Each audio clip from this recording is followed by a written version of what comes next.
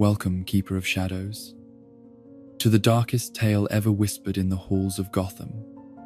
where nightmares take physical form and heroes become the very monsters they once fought against. Tonight, we shall traverse the twisted pathways of a reality where laughter echoes with malevolence, where the greatest protector became the ultimate destroyer, and where the thin line between salvation and damnation was crossed by a single terrible choice. Close your eyes, guardian of restless dreams, and let the crimson glow of a corrupted cowl guide you through this chronicle of how hope itself can be weaponized into despair. In the rain-soaked streets of Gotham City, where shadows dance with secrets and every alley whispers tales of violence postponed but never truly prevented, there exists a moment when even the most prepared mind encounters something so fundamentally disturbing that all previous understanding crumbles like ancient parchment exposed to flame. Such was the nature of the discovery that would forever alter Bruce Wayne's perception of what his life might have been, what choices truly meant, and how thin the membrane was between salvation and damnation in the cosmic tapestry of infinite possibilities. The night had begun as so many others, with Batman pursuing what appeared to be a routine smuggling operation through the industrial sectors of Gotham, where massive transport trucks moved beneath the cover of darkness carrying cargo that legitimate businesses would never dare to handle. These were the kind of criminals who thought themselves clever, who believed that their schemes were too sophisticated for detection,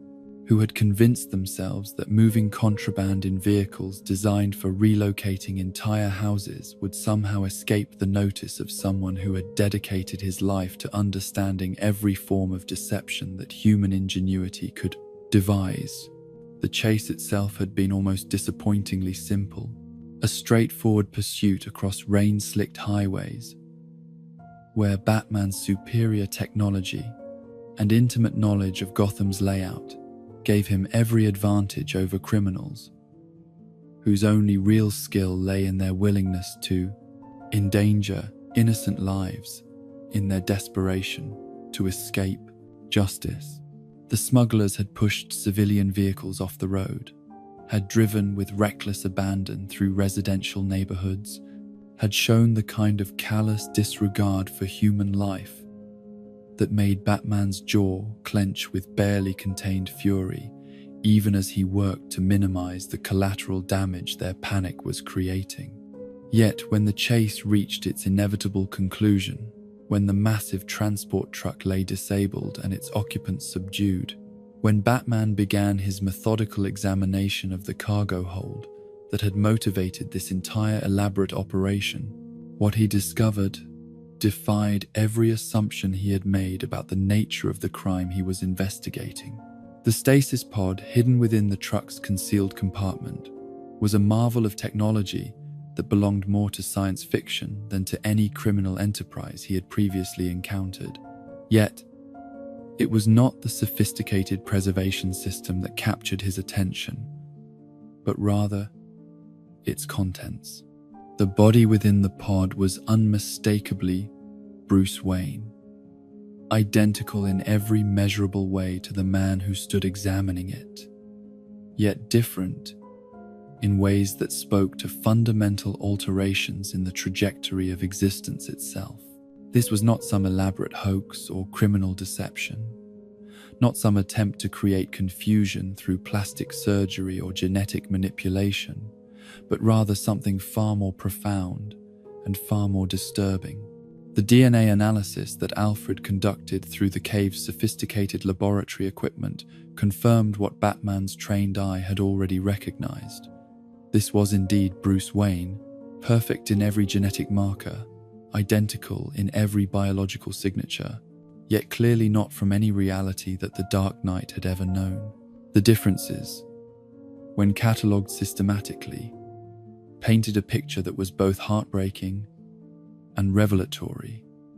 in its implications for understanding what Bruce Wayne had sacrificed in his relentless pursuit of justice.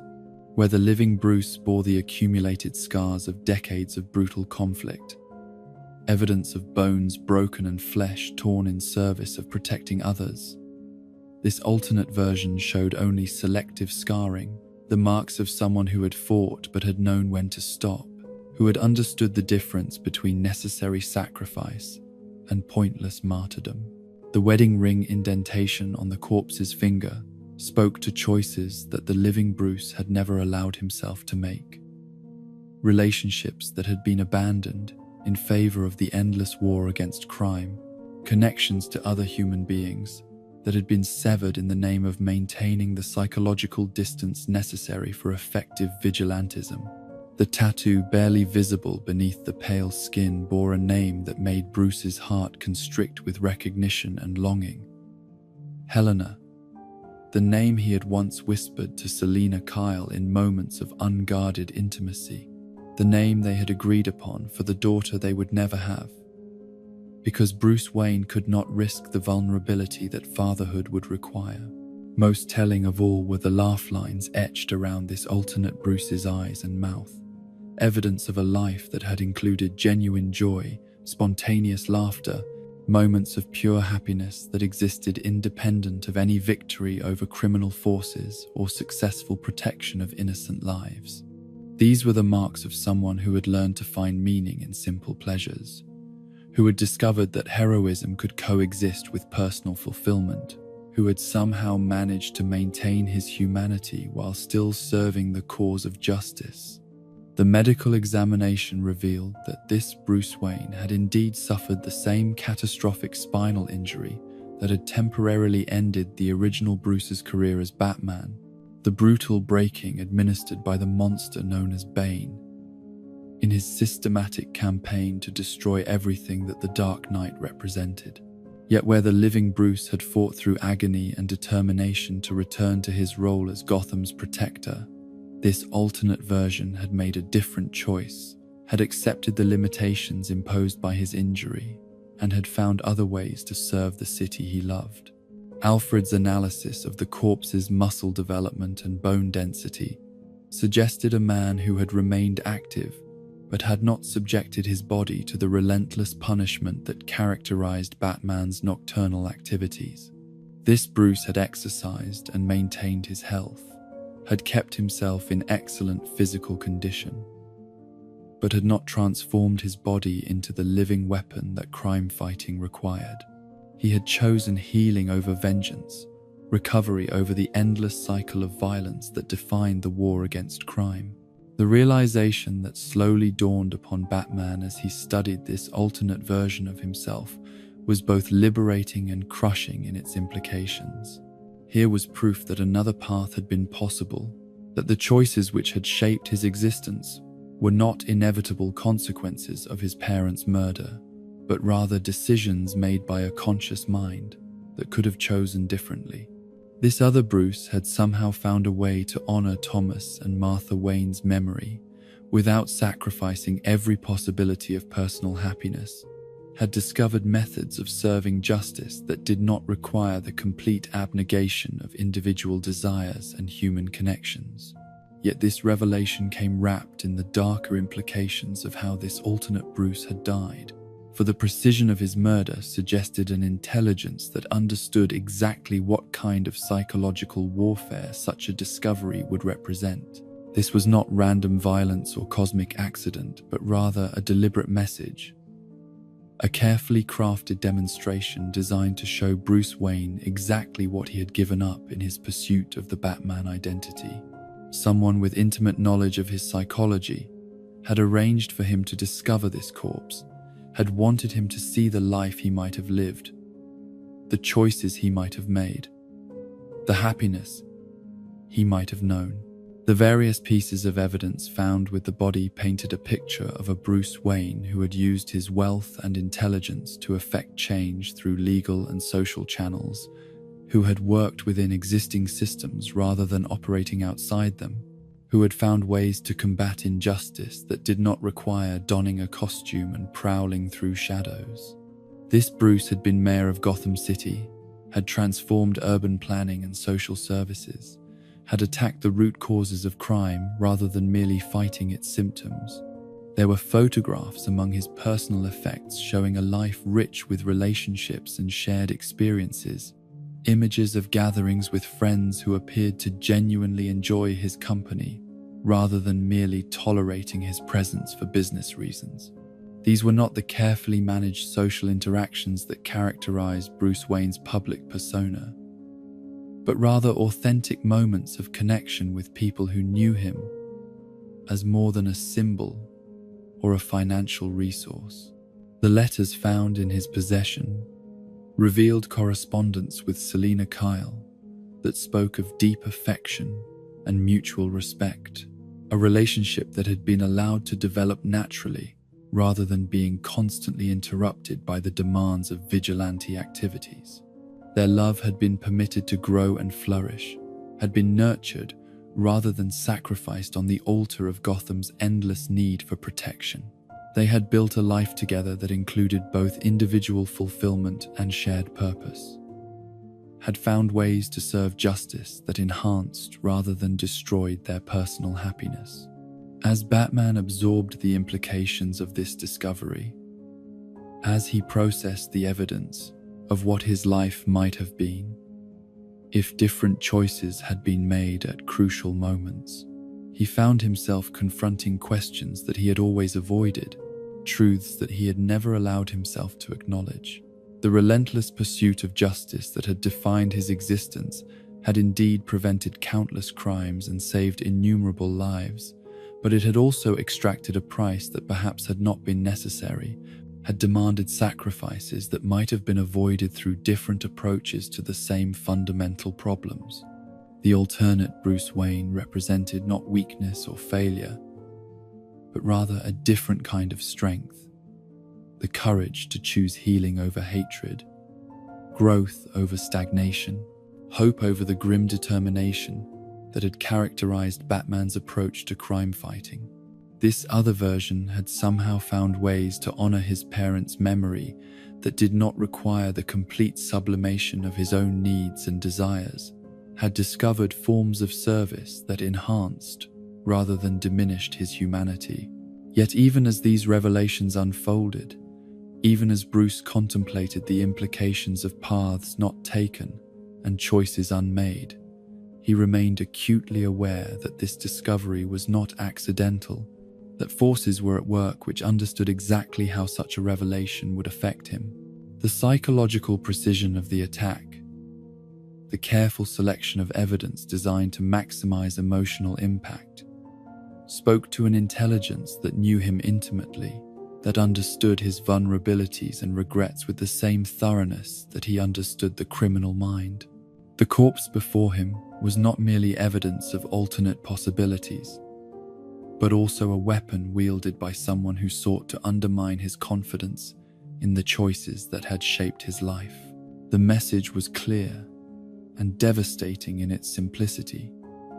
Everything he had sacrificed, every relationship he had abandoned,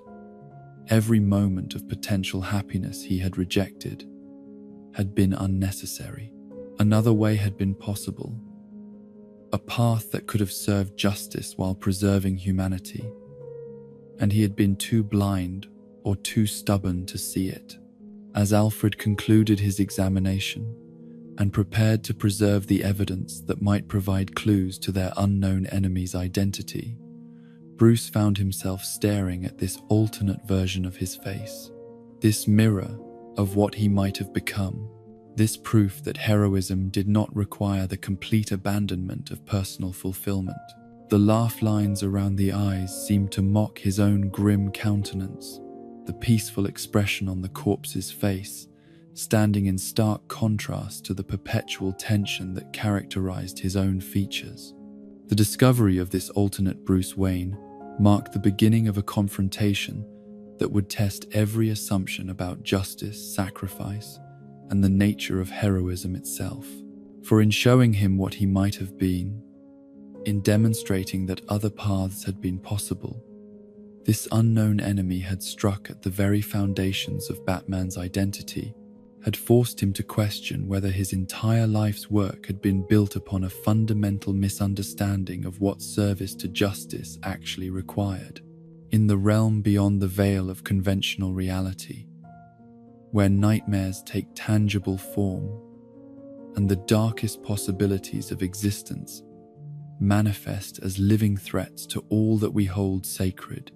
There exists a dimension that serves as the shadow reflection of every universe that has ever been or ever could be. This is the dark multiverse, a cosmic aberration that stands in opposition to the natural order of creation, a place where hope withers into despair, where heroes become monsters, and where every story that should end in triumph instead concludes in tragedy so profound that it poisons the very fabric of existence itself. The dark multiverse operates according to principles that invert the fundamental laws that govern normal reality, creating conditions where entropy triumphs over order, where destruction becomes more powerful than creation, and where the worst possible outcomes of every choice and circumstance are not merely likely but inevitable. This is not simply a place of evil, for evil suggests conscious choice and moral agency, but rather a realm where the very concept of goodness is systematically corrupted and transformed into its opposite through processes so fundamental that they operate below the level of conscious thought or deliberate action. From this realm of inverted possibility emerged entities that defied every assumption about the nature of heroism and villainy, beings that had once been champions of justice in their own realities but had been transformed by circumstances so specific and so catastrophic that they became living embodiments of everything they had once opposed. These were not fallen heroes in any traditional sense, for their corruption had not come through moral weakness or gradual compromise, but rather through cosmic forces that had rewritten the very foundations of their existence. Chief among these dark reflections stood a figure that challenged every comfortable assumption about the relationship between good and evil, a being that had retained all the intelligence, determination, and tactical brilliance of Batman,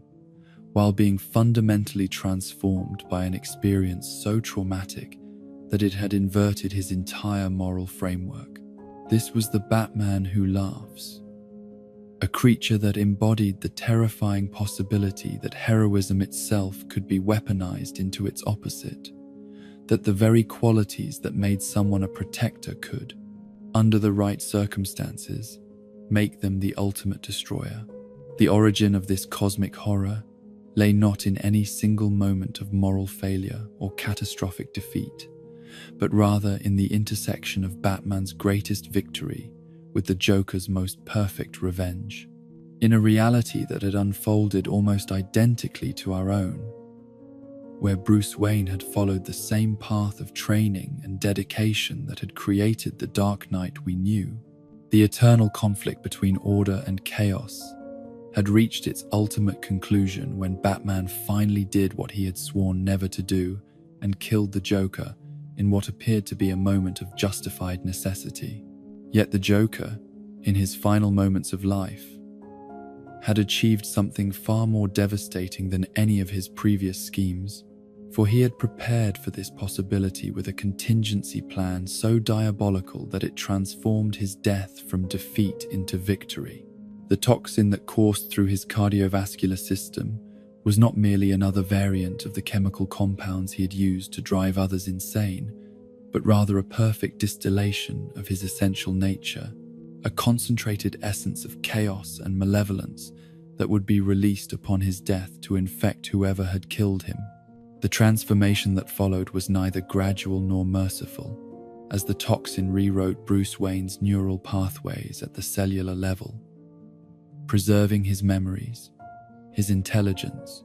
and his tactical abilities, while fundamentally altering the moral framework that had guided their application.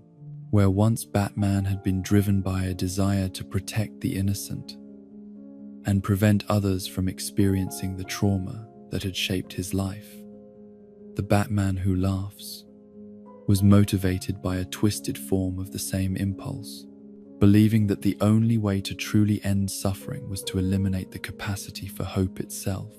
The first victims of this transformation were those closest to him, the members of the Bat family, who had gathered for what they believed would be a celebration of their mentor's greatest victory over his most persistent enemy. The tea party that the newly transformed Batman Who Laughs had arranged was a masterpiece of psychological cruelty, as he had invited his adopted children and closest allies to share in what they assumed would be a moment of triumph, only to reveal that the celebration itself was their execution. The methodical elimination of Dick Grayson, Tim Drake, Jason Todd, and Damian Wayne was conducted with the same precision and tactical brilliance that Batman had always applied to his crime-fighting activities. Yet, now these skills were employed in service of a vision so fundamentally corrupted that each death served to reinforce the killer's conviction that he was performing a necessary mercy. In his transformed perception, he was not murdering his family, but rather freeing them from the burden of hope in a universe that was fundamentally hostile to happiness and meaning. The conquest that followed encompassed not merely Gotham City, but the entire Earth of his dimension, as the Batman Who Laughs systematically eliminated every hero and villain, every force for order or chaos, until he stood alone as the supreme authority over a world that had been reduced to perfect, lifeless order. The Justice League fell before his assault, not through superior power,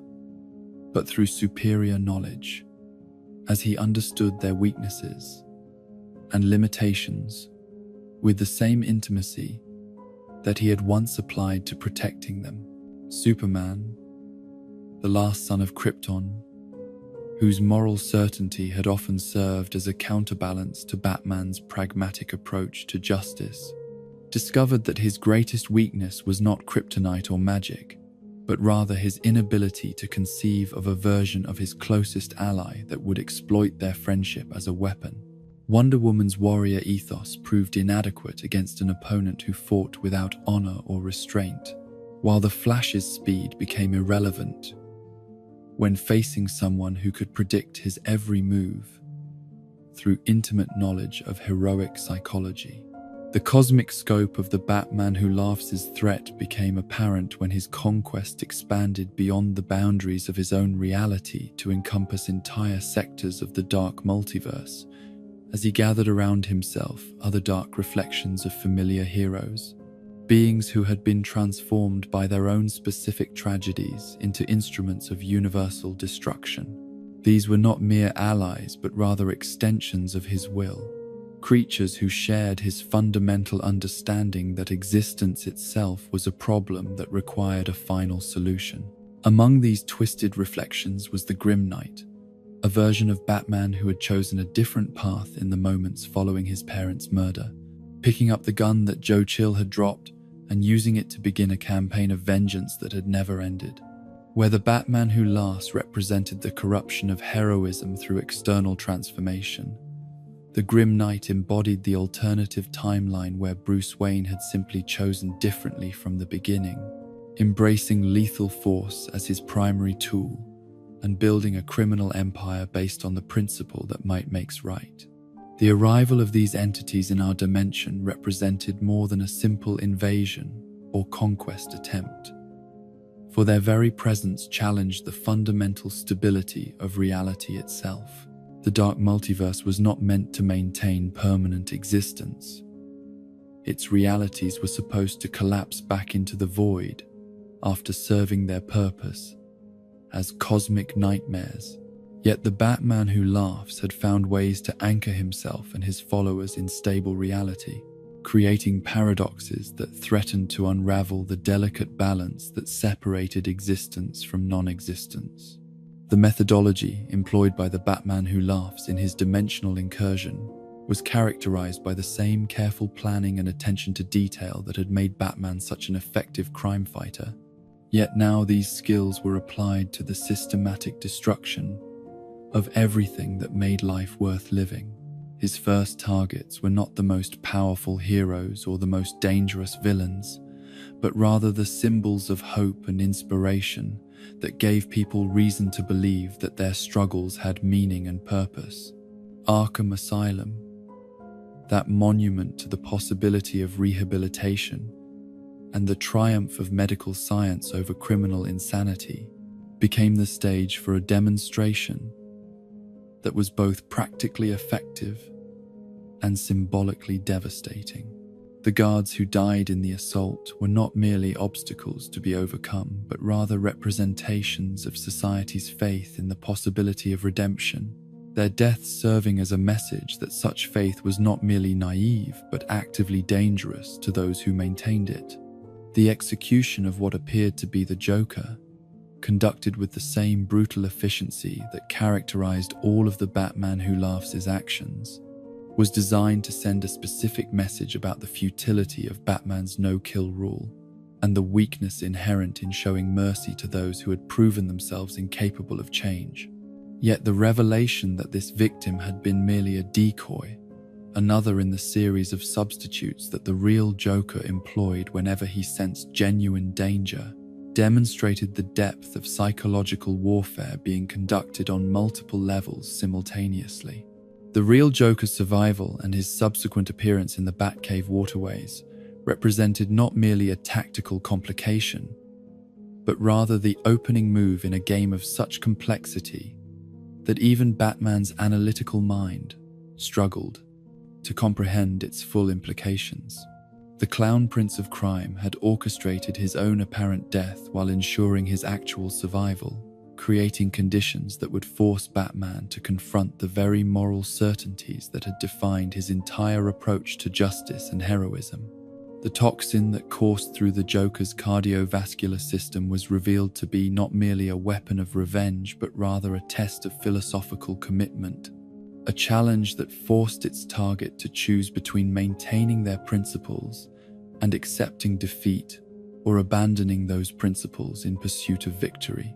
The diabolical genius of this approach lay in its recognition that for someone like Batman, the choice itself was a form of defeat, as any decision would require him to betray some fundamental aspect of his identity. As the Batman Who Laughs established his presence in Gotham City, his actions were characterized not by the random violence that had marked the Joker's campaigns, but rather by a systematic approach to the destruction of meaning itself. Each target was selected not for its strategic value, but for its symbolic importance. Each death carefully orchestrated to demonstrate that heroism was not merely ineffective,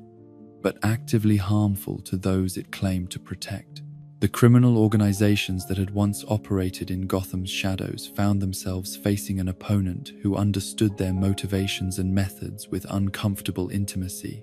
yet who was not bound by the moral constraints that had previously limited Batman's effectiveness against them. The Penguin, Two-Face, and other established villains discovered that their elaborate schemes and carefully constructed personas meant nothing to someone who viewed them not as complex individuals with understandable motivations, but rather as problems to be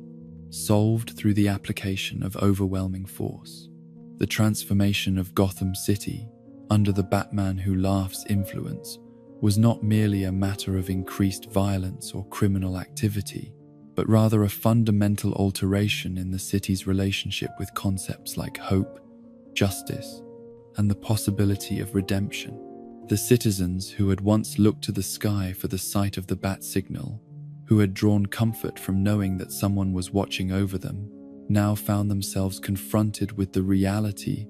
that their protector had become their greatest threat. The psychological impact of this revelation extended far beyond the immediate physical danger posed by the Batman Who Laughs and his followers, creating a crisis of faith that undermined the very foundations of social order and civic cooperation.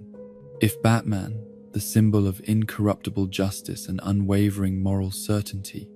could be transformed into an agent of chaos and destruction, then what hope existed for ordinary people to maintain their own ethical standards in the face of adversity? The methodical hunting of alternate Bruce Waynes from across the multiverse served multiple purposes in the Batman Who Laughs campaign, providing not only tactical advantages through the elimination of potential opposition,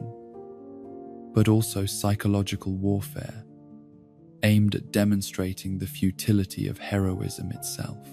Each murdered alternate represented a different path that Bruce Wayne might have taken, a different set of choices that had led to different outcomes, yet all had ultimately proven inadequate to prevent their own destruction at the hands of their darkest reflection. These killings were not random acts of violence, but rather carefully orchestrated demonstrations designed to show that no version of heroism, no matter how pure or effective, could ultimately triumph over the kind of focused malevolence that the Batman Who Laughs represented. The perfect Bruce Wayne who had chosen happiness over vengeance, the mayoral Bruce Wayne who had chosen politics over vigilantism, the various other iterations who had found different ways to honor their parents' memory, all had fallen before the inexorable advance of their corrupted counterpart. The implications of these systematic executions extended beyond their immediate tactical value to encompass broader questions about the nature of free will and moral choice in a universe where such dark possibilities could manifest as concrete threats. If every possible version of Bruce Wayne was vulnerable to destruction by this ultimate expression of what he might become, then what meaning could be attributed to the choices that had shaped their individual paths? As the Batman Who Laughs consolidated his position in our reality, his actions began to reveal the ultimate scope of his ambitions, plans that extended far beyond the conquest of a single city or even a single world, to encompass the transformation of existence itself according to his twisted vision of perfect order through absolute despair. The stage was being set for a confrontation that would test not merely Batman's physical and tactical abilities, but rather the very foundations of his belief in the possibility of redemption and the meaningful nature of heroic sacrifice. In the depths beneath Wayne Manor, where the limestone caverns that had sheltered bats for millennia had been transformed into humanity's most sophisticated bastion against the forces of chaos and despair, there unfolded a scene so profound in its implications for the nature of heroism and sacrifice that it would forever alter the relationship between Gotham's greatest protector and the madman who had defined the boundaries of his moral universe through decades of escalating conflict and mutual dependence. The Joker emerged from the dark waters of the cave's underground river system like some primordial creature, ascending from the depths of the unconscious mind, his pale flesh glistening with moisture that seemed to reflect not merely the cave's artificial illumination, but something deeper and more unsettling, as though he carried within himself the phosphorescent glow of decay and corruption made manifest. His appearance was both theatrical and genuinely disturbing, a masterpiece of calculated presentation that managed to be simultaneously absurd and terrifying in the way that only the Joker could achieve through his unique understanding of the thin line between comedy and horror. The surgical scar that bisected his chest, still raw from Alfred's meticulous work in attempting to repair the damage from his self-inflicted gunshot wound, served as a visible reminder of the lengths to which the clown prince of crime was willing to go in pursuit of what he believed to be the ultimate punchline to his eternal conflict with Batman.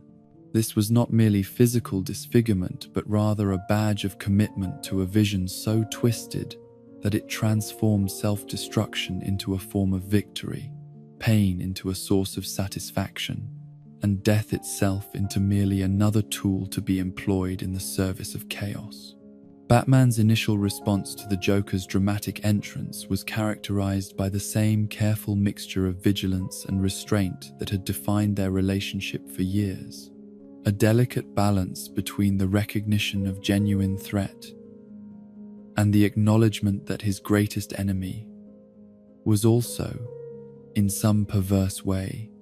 essential to his own identity and purpose. The promise of safety that Batman offered was not merely tactical necessity, but also reflected his deeper understanding that the Joker, for all his madness and malevolence, remained a sentient being whose existence carried implications that extended far beyond the immediate danger he posed to innocent lives. Yet, the Joker's response to this offered sanctuary revealed the depth of his transformation from mere criminal mastermind to something approaching a force of nature, an embodiment of cosmic principles that operated according to rules far more fundamental than those governing ordinary human psychology. His rejection of safety was not born from bravado or tactical calculation, but from a genuine philosophical commitment to the idea that safety itself was an illusion, a comfortable lie that prevented people from confronting the true nature of existence as a fundamentally chaotic and meaningless process. The weapon that the Joker produced from beneath his coat was both absurd and terrifying in its implications. A trick gun that had been modified to serve as an instrument of suicide, disguised as a threat against his longtime nemesis. The genius of this device lay not in its mechanical sophistication, but in its psychological complexity, as it forced Batman to confront the possibility that even the Joker's apparent attempts at violence might be elaborate deceptions, designed to achieve goals that could not be accomplished through direct action. The moment when the trigger was pulled and the gun's barrel exploded inward, driving its payload directly into the Joker's own heart rather than toward its apparent target, represented the culmination of years of planning and preparation for this single, perfect act of self-destruction that would achieve what no scheme or plot had ever managed to accomplish. The Joker had finally found a way to win their eternal game, not through defeating Batman, but through forcing him to confront choices that would make victory indistinguishable from defeat. Batman's desperate rush to his fallen enemy's side, his frantic attempts to provide medical assistance to someone who had spent decades trying to destroy everything he held sacred, revealed the profound complexity of their relationship and the degree to which even hatred could be transformed into something approaching love when it was sustained over sufficient time and tested by sufficient extremity. The anguish in his voice as he pleaded with the Joker to explain his actions was not merely tactical frustration, but genuine grief for the loss of someone who had come to define the very meaning of his existence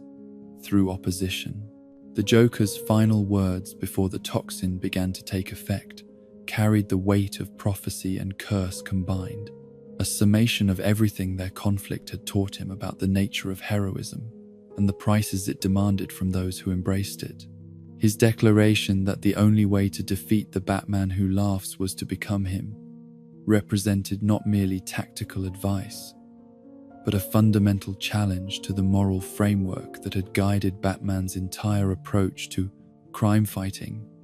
and the protection of innocent life. The toxin that began seeping from the Joker's damaged heart was unlike any of the chemical compounds he had employed in previous schemes, representing not merely another weapon in his arsenal of chaos, but rather the distillation of his essential nature into its purest and most concentrated form. This was not a substance that merely altered brain chemistry or induced temporary madness, but rather something that rewrote the fundamental programming of consciousness itself, preserving intelligence and memory, while inverting the moral framework that determined how those capabilities were employed. Alfred's immediate response to this crisis demonstrated the depth of his dedication to Bruce Wayne's welfare and his sophisticated understanding of the medical emergency they faced, as he recognized that conventional antidotes would be inadequate to address a toxin that operated according to principles that transcended normal biochemistry. The surgical procedures he initiated were not merely attempts at physical healing, but rather desperate measures to buy time while more comprehensive solutions could be developed and implemented. The conversation between Bruce and Alfred as the surgery progressed revealed the profound ethical complexity of their situation, as they were forced to confront the possibility that allowing the Joker to die might be not merely permissible, but actually morally necessary to prevent the spread of whatever contamination his death would release. The utilitarian calculation that suggested sacrificing one life to save many was complicated by Batman's absolute commitment to preserving all life, regardless of the apparent worthlessness or danger of the individual in question. Batman's adamant refusal to consider allowing the Joker's death was rooted not in sentimentality or misplaced compassion, but in his recognition that compromising his principles under extreme circumstances would represent the first step toward the kind of moral flexibility that could eventually justify any action in service of supposedly greater goods. The slippery slope from acceptable sacrifice to acceptable murder was one that he had observed in others and was determined never to traverse himself, regardless of the immediate costs of maintaining such rigid ethical standards. The medical countermeasures that Batman immediately began implementing to slow the toxin's effects on his own system represented years of preparation for exactly this contingency, as he had long recognized that his relationship with the Joker made some form of chemical or biological attack not merely possible, but inevitable. The various antitoxins and neutralizing agents that he injected into his bloodstream were the products of extensive research into Joker venom and its variants, yet they proved inadequate against this perfect strain that had been designed specifically to overcome such defenses. The initial symptoms of the toxin's influence were subtle yet profoundly disturbing in their implications for Batman's psychological stability and moral reasoning. The enhanced sensory perception that allowed him to detect previously unnoticed details in his environment came paired with an altered emotional response to those observations, as situations that should have provoked concern or compassion instead generated amusement or satisfaction. The gradual inversion of his emotional responses represented the beginning of a transformation that would ultimately threaten everything he had worked to build and protect. The most insidious aspect of the toxin's effects was not the obvious changes in behavior or perception, but rather the way it gradually altered the internal narrative that Batman used to justify his actions and interpret the world around him. Where once he had seen criminals as individuals who might be redeemed through proper intervention and rehabilitation, the toxin whispered that they were irredeemably corrupt, and that mercy shown to them was actually cruelty inflicted upon their future victims. This shift in perspective was so gradual and seemingly logical that it bypassed the conscious moral reasoning that might have recognized and resisted more obvious forms of mental manipulation. The physical symptoms that accompanied the psychological transformation were equally disturbing, as Batman's facial muscles began to respond involuntarily to stimuli that should have triggered concern or anger, creating inappropriate smiles and eventually uncontrollable laughter that served as external manifestations of the internal corruption that was systematically rewriting his essential nature. The horror of these symptoms lay not in their physical discomfort, but in their representation of the loss of control over the most basic aspects of self-expression and emotional response. Alfred's attempts to monitor and counteract the toxin's progress were hampered by the unprecedented nature of the contamination they faced, as conventional medical approaches proved inadequate to address a condition that operated according to principles that seemed to transcend normal biochemistry and venture into the realm of metaphysical transformation. The various treatments he administered provided temporary relief from specific symptoms, but could not address the fundamental alteration that was occurring at the cellular level throughout Batman's nervous system. The philosophical discussions that took place during this period of gradual transformation revealed the depth of Batman's understanding of what was happening to him and his determination to maintain his essential moral commitments even as the toxin worked to undermine them. His recognition that the change was not merely chemical but psychological, not merely temporary but potentially permanent, added urgency to his efforts to complete whatever mission the Joker's sacrifice had been intended to enable, before he lost the capacity for moral reasoning entirely. The Joker's continued presence in the cave, maintained through Alfred's heroic medical efforts, served as both inspiration and warning for what Batman might become if the toxin's effects progressed to their ultimate conclusion. The observation of his enemy's condition provided crucial insights into the nature of the transformation he was experiencing, while also demonstrating that consciousness and intelligence could be preserved even when fundamental moral orientation was completely inverted. The analysis of the toxin's chemical composition revealed sophisticated understanding of neurology and biochemistry that far exceeded anything the Joker had previously demonstrated, suggesting either that he had received assistance from unknown sources, or that his madness had unlocked intellectual capabilities that had remained dormant during his previous criminal activities. The precision with which the toxin targeted specific neural pathways while leaving others intact indicated design principles that bordered on the miraculous in their sophistication and effectiveness. As the toxin continued to circulate through Batman's system, and the initial countermeasures proved inadequate to halt its progress, the cave became a laboratory for studying the intersection of psychology and chemistry, consciousness and corruption, heroism and its potential for transformation into something utterly opposed to its original nature. The data collected during this period would prove invaluable for understanding not only the specific threat posed by the Batman who laughs, but also the broader questions about the nature of moral identity and the factors that could cause even the most committed individuals to abandon their fundamental principios. The growing realization that conventional medical intervention would be insufficient to reverse the toxin's effects forced Batman to confront the possibility that the Joker's final gift might indeed be irreversible,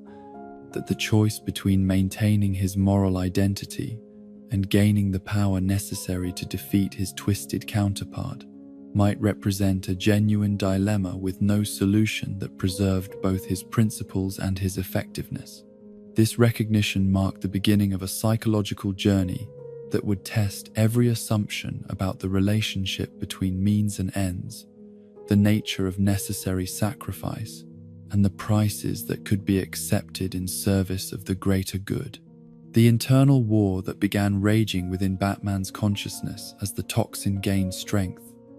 was not merely a conflict between good and evil, but rather a more complex struggle between different definitions of what it meant to serve justice and protect the innocent.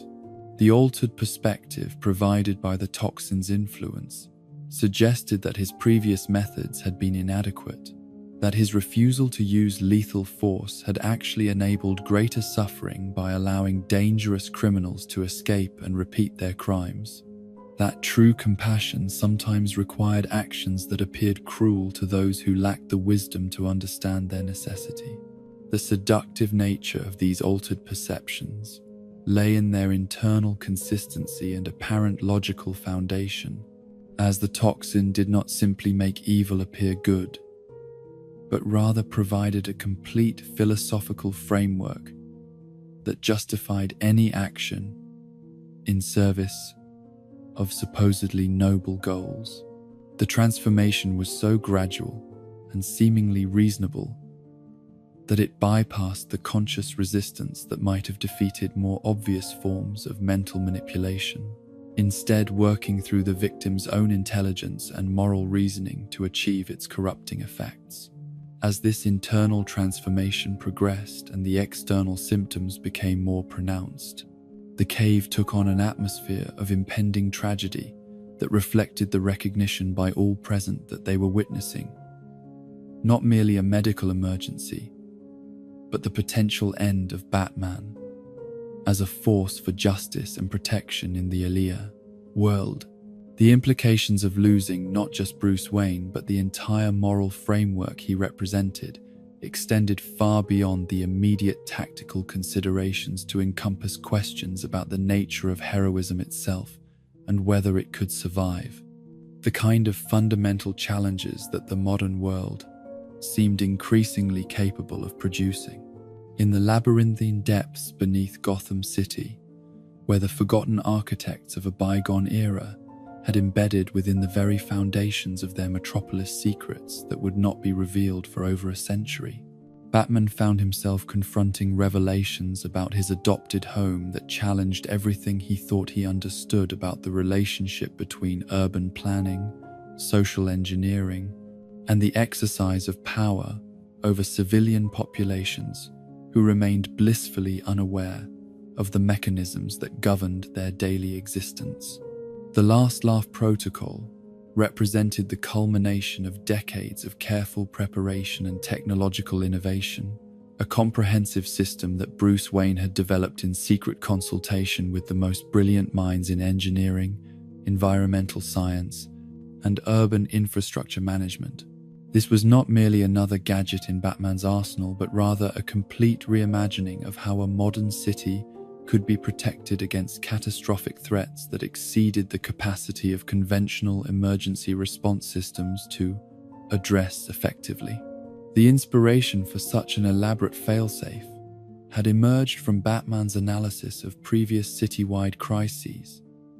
that had demonstrated the inadequacy of traditional approaches to disaster management when confronted with threats that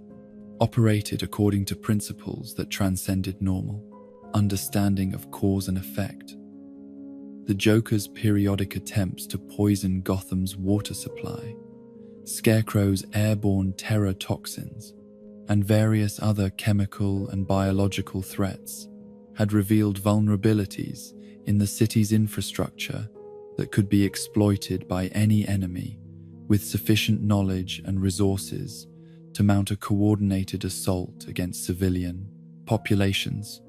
The engineering challenges involved in creating a system capable of isolating an entire metropolitan area while maintaining essential services required innovations that pushed the boundaries of what was possible with current technology, demanding solutions to problems that had never before been attempted on such a scale. The network of tunnels, pumping stations, air filtration systems, and power generation facilities that comprised the Last Laugh Protocol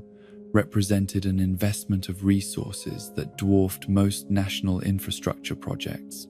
yet had been accomplished entirely through private funding, channeled through a maze of shell corporations and charitable foundations that obscured the true source and purpose of the expenditures. The psychological impact of possessing such a system was as significant as its practical applications, for it provided Batman with the knowledge that he possessed the capability to protect Gotham's citizens from virtually any conceivable threat, regardless of its scope or sophistication. This sense of preparedness and control was essential to maintaining the mental equilibrium necessary for effective crime fighting, as it reduced the anxiety and uncertainty that might otherwise have undermined his ability to function under extreme stress while making life or death decisions that affected millions of people. Yet the same system that had been designed as the ultimate expression of Batman's protective instincts also represented a potential instrument of unprecedented control over the lives and freedoms of Gotham's citizens, a capability that could be misused by anyone who gained access to its control mechanisms. The philosophical implications of such concentrated power were not lost on Bruce Wayne, who had structured the system's activation protocols to require multiple authentication steps and collaborative authorization, precisely because he understood the corrupting potential of absolute authority over others' lives. The revelation that the Batman Who Laughs not only knew of the Last Laugh Protocol's existence, but understood its operational principles and strategic implications with intimate detail, represented a form of intellectual violation that, struck at the core of Batman's sense of security and strategic advantage. This knowledge could not have been acquired through conventional surveillance or intelligence gathering, but rather suggested a level of understanding that could only come from someone who had been involved in the system's design and implementation, someone who thought with Batman's own analytical processes and shared his deepest concerns about protecting innocent life. The systematic destruction of Wayne Tower, that gleaming monument to legitimate enterprise and technological innovation that had served as both symbol and operational center for Bruce Wayne's legitimate activities,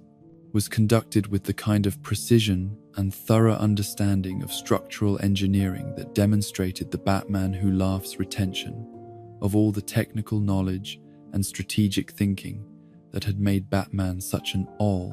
effective protector of his city. The explosives were placed not randomly, but according to a calculated plan that would maximize structural damage while minimizing the risk to surrounding buildings,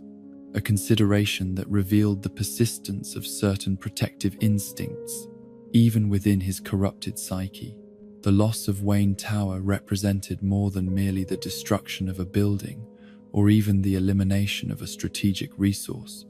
but rather the symbolic announcement that the old order of protection and security that Batman had worked to establish was ending, that the comfortable assumptions about heroism and its capacity to triumph over evil were being systematically dismantled by someone who possessed intimate knowledge of their weaknesses and limitations.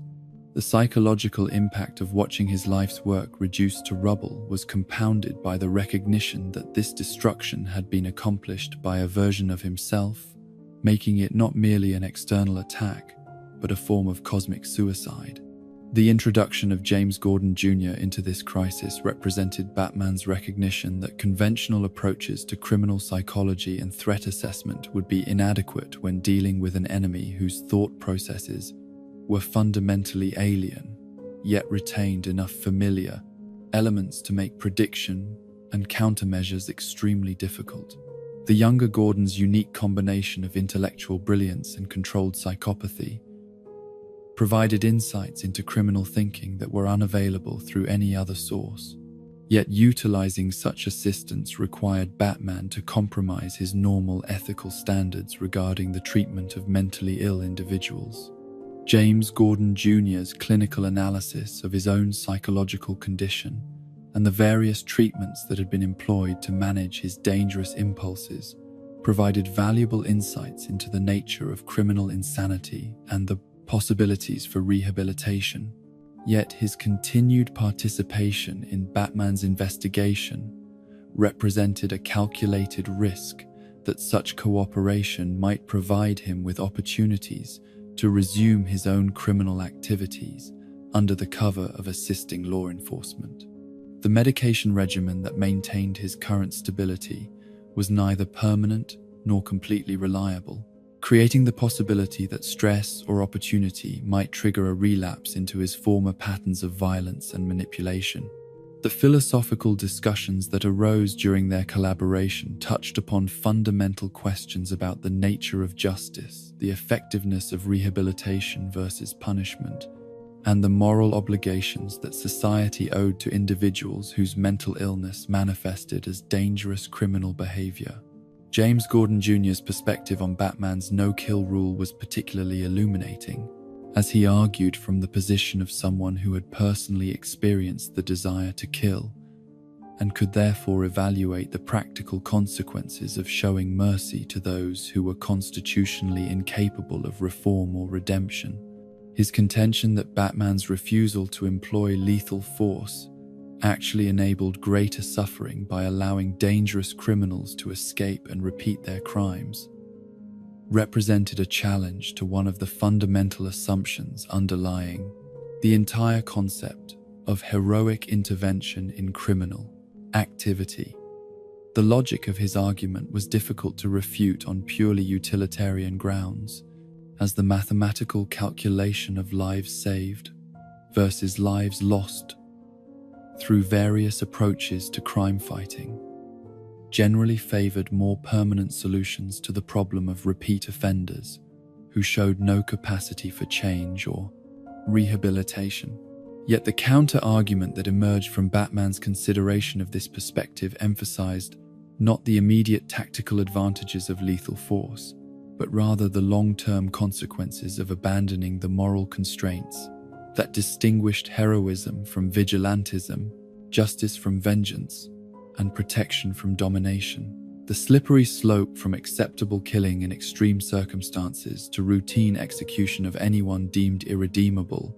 was one that Batman had observed in others and was determined never to begin traversing, regardless of the apparent logic that might justify such an evolution in his methods. The growing influence of the Joker toxin in Batman's system added urgency to these philosophical debates, as his capacity for moral reasoning was being systematically undermined by chemical processes that enhanced certain cognitive functions while corrupting others. The enhanced analytical capabilities that allowed him to perceive patterns and connections that had previously been invisible came paired with altered emotional responses that made violence and cruelty appear not merely acceptable, but actually preferable to the inefficient mercy that had characterized his previous approach to crime fighting. The most insidious aspect of this transformation was its apparent reasonableness, as the toxin did not simply make evil appear good, but rather provided a complete philosophical framework that justified any action in service of supposedly noble goals. The enhanced perception of human nature that the toxin provided suggested that most people were fundamentally selfish and corrupt, that mercy was actually cruelty disguised as virtue, and that true compassion required the elimination of those who posed ongoing threats to innocent life. The systematic hunting of alternate Bruce Waynes from across the multiverse served multiple strategic purposes in the Batman Who Laughs campaign, providing not only the elimination of potential opposition, but also psychological warfare, designed to demonstrate that every possible approach to heroism ultimately led to the same destination of failure and corruption. Each murdered alternate represented a different set of choices that Bruce Wayne might have made. Different responses to the trauma of his parents' death, different methods of channeling his pain and anger into something resembling productive action. The mayor, Bruce Wayne, who had chosen political engagement over vigilante activity, had succeeded in implementing systematic reforms that addressed many of the social conditions that created criminal behavior, yet had ultimately proven vulnerable to the same kind of focused malevolence that threatened all who sought to improve the human condition. His death served as a demonstration that working within existing systems, however noble the intention and however effective the immediate results, could not provide adequate protection against enemies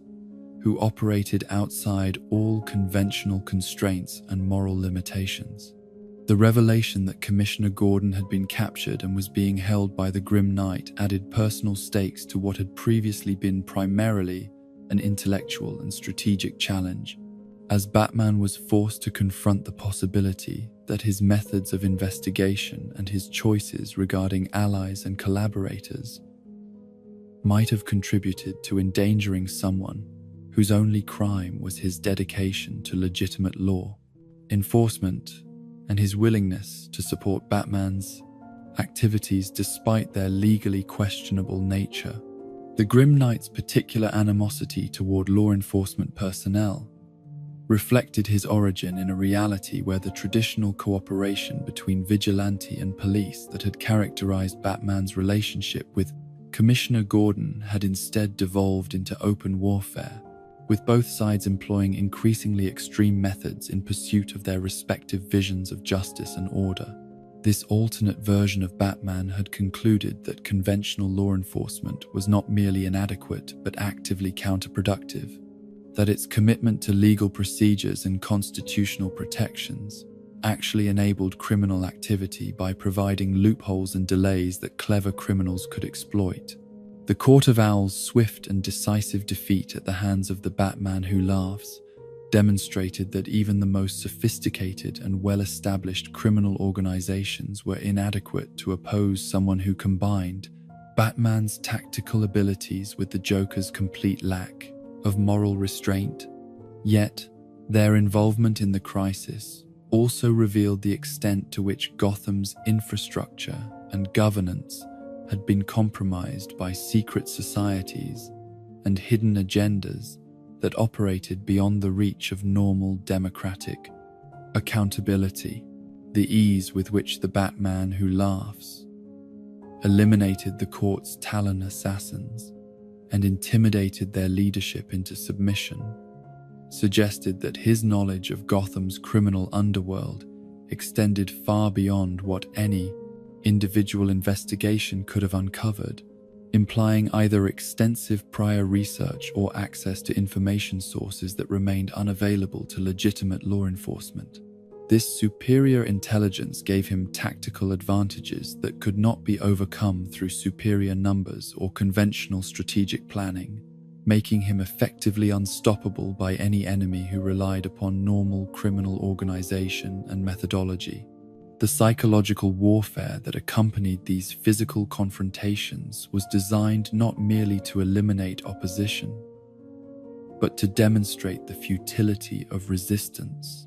to convince potential enemies that their efforts would not only fail but would actually contribute to greater suffering for the people they sought to protect. The Batman Who Laughs approach to conflict was characterized not by the desire for quick victory, but rather by the commitment to thorough demoralization that would prevent future opposition from even attempting to form or organize effective resistance. The revelation that the Last Laugh Protocol could be turned from a defensive system into an offensive weapon represented the kind of tactical reversal that demonstrated the Batman Who Laughs' superior understanding of both technology and psychology, his ability to identify vulnerabilities in systems that had been designed specifically to prevent exactly the kind of attack he was mounting. The system that Batman had created to protect Gotham from external contamination could be modified to isolate the city for exactly the opposite purpose, creating a laboratory for experiments in social control and psychological manipulation that would be impossible in a normal urban environment. The realization that he had been outmaneuvered so completely that his greatest achievement in protecting Gotham had been turned into the instrument of its potential destruction forced Batman to confront uncomfortable truths about the limitations of his own strategic thinking and the possibility that his entire approach to crime fighting had been based upon assumptions that were not merely incorrect, but actively dangerous to the people he sought to protect. The growing influence of the toxin in his system added complexity to these revelations by providing enhanced analytical capabilities that allowed him to perceive the elegant logic of his enemy's plan, while simultaneously undermining his emotional capacity to feel appropriate horror at its implications. The appreciation he felt for the Batman Who Laughs' strategic brilliance was itself a symptom of his ongoing corruption, evidence that his fundamental moral orientation was being systematically inverted through processes that preserved his intelligence while destroying his humanity. As the Last Laugh Protocol moved closer to activation and the scope of the crisis became fully apparent,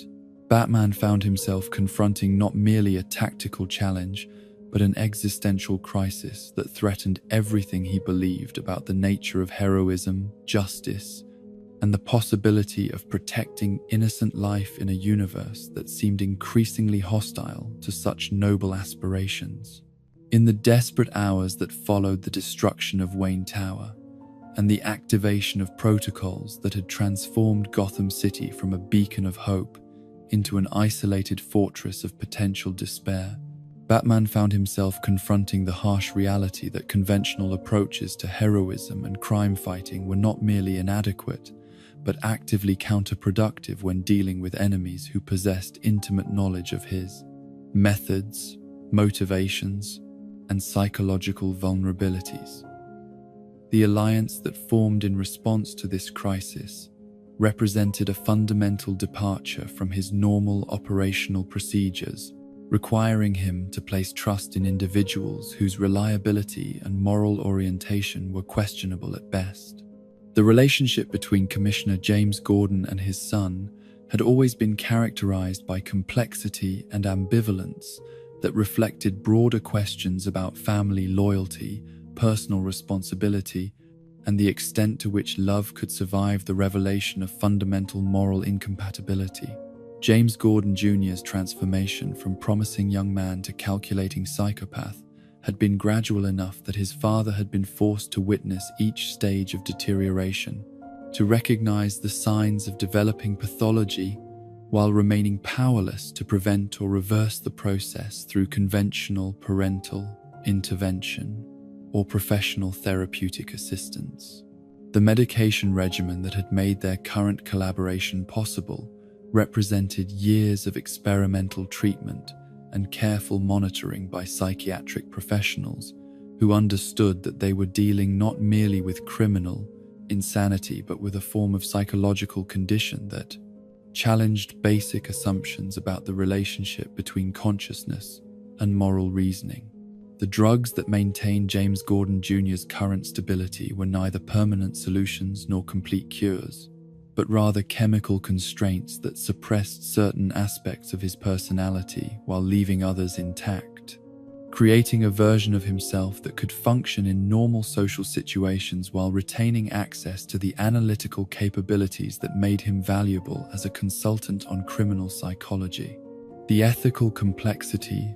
of utilizing such assistance was not lost on Batman, whose commitment to protecting innocent life had to be balanced against his recognition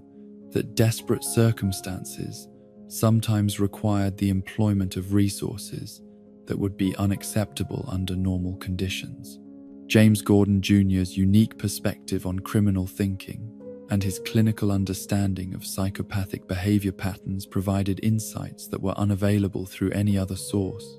Yet, his continued participation in their investigation created risks that extended far beyond the immediate tactical considerations, to encompass broader questions about the precedents being established for future cooperation with known criminals. The philosophical discussions that arose during their collaboration revealed fundamental tensions between different approaches to justice and crime prevention that had significant implications for understanding the nature of Batman's mission and its effectiveness in achieving its stated goals. James Gordon Jr.'s critique of Batman's no-kill rule was particularly challenging because it emerged not from emotional reaction or personal animosity, but from careful analysis of statistical data regarding recidivism, rates, victim impact studies, and resource allocation within the criminal justice system. His argument that Batman's refusal to employ lethal force actually enabled greater suffering by allowing dangerous criminals to escape justice and repeat their crimes was supported by compelling evidence drawn from case studies spanning decades of criminal activity in Gotham City. The mathematical calculation of lives that could have been saved if certain repeat offenders had been permanently eliminated during their first encounters with Batman was difficult to dispute on purely utilitarian grounds. Yet it also represented a form of moral reasoning that Batman found fundamentally incompatible with his understanding of what distinguished heroism from vigilantism. The counter-argument that emerged from Batman's consideration of these statistics emphasized not the immediate tactical advantages of more permanent solutions, but rather the long-term consequences of abandoning the moral constraints that prevented heroes from becoming tyrants, protectors from becoming oppressors, and justice from becoming indistinguishable from revenge. The slippery slope from justified killing in extreme circumstances to routine execution of those deemed irredeemable was one that he had observed in others, and was determined never to begin traversing, regardless of the apparent logic that might support such an evolution in his methods. Yet the growing influence of the Joker toxin in his system was making these philosophical distinctions increasingly difficult to maintain, as the chemical alteration of his neural pathways enhanced certain cognitive functions while systematically undermining others. The enhanced analytical capabilities that allowed him to perceive previously hidden patterns in criminal behavior and social dynamics came paired with altered emotional responses that made violence appear not merely acceptable, but actually preferable to the inefficient mercy that had characterized his previous approach to crime fighting. The most disturbing aspect of this transformation was its apparent reasonableness, as the toxin did not simply reverse his moral polarity, but rather provided what appeared to be more sophisticated and comprehensive understanding of human nature and social dynamics. The enhanced perception that the chemical alteration provided suggested that his previous commitment to non-lethal methods had been based upon naive optimism about human capacity for redemption rather than realistic assessment of criminal psychology and recidivism patterns. The dark visor that Batman constructed using fragments of the same exotic metal that comprised the Batman Who Laughs equipment represented a desperate attempt to gain tactical advantage through the adoption of tools and methods that he would normally have rejected as too dangerous for safe operation. The decision to create and employ such a device demonstrated the extent to which the crisis had forced him to compromise his normal safety protocols and risk exposure to influences that could accelerate his ongoing psychological transformation. The visor's ability to reveal hidden desires and motivations in others provided unprecedented insight into the psychological landscape of human behavior. Yet this enhanced perception came at the cost of increased vulnerability to the corrupting influence of the dark multiverse itself. Each use of the device exposed Batman to energies and perspectives that originated from realities where heroism had failed completely, where every noble intention had been perverted into its opposite, where the very concept of hope had been systematically eliminated through the triumph of despair over aspiration. Alfred's intervention during Batman's attempted use of the visor represented more than simple concern for his ward's physical safety, but rather a recognition that the psychological corruption spreading through Bruce Wayne's consciousness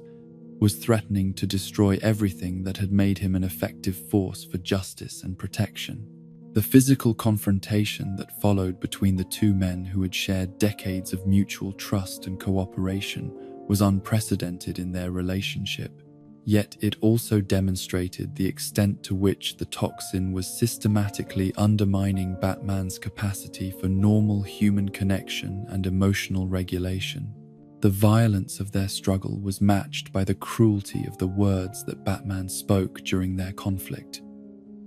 as he gave voice to resentments and criticisms that he had never before acknowledged even to himself, attacking Alfred with observations that were designed to cause maximum psychological damage rather than to resolve their disagreement through rational discussion. The toxin's influence was evident, not merely in his willingness to engage in physical violence against someone he loved, but in his apparent satisfaction at causing emotional pain to the person who had sacrificed his own life, and happiness to support Batman's mission. The temporary restoration of their normal relationship that followed this confrontation demonstrated that Bruce Wayne's essential personality and moral commitments remained accessible beneath the layer of chemical corruption, yet it also revealed how precarious his mental state had become, and how easily his fundamental loyalties and emotional connections could be disrupted by the ongoing alteration of his brain chemistry. The apologies and reconciliation that occurred were genuine yet incomplete, as both men recognized that the underlying cause of their conflict remained unresolved,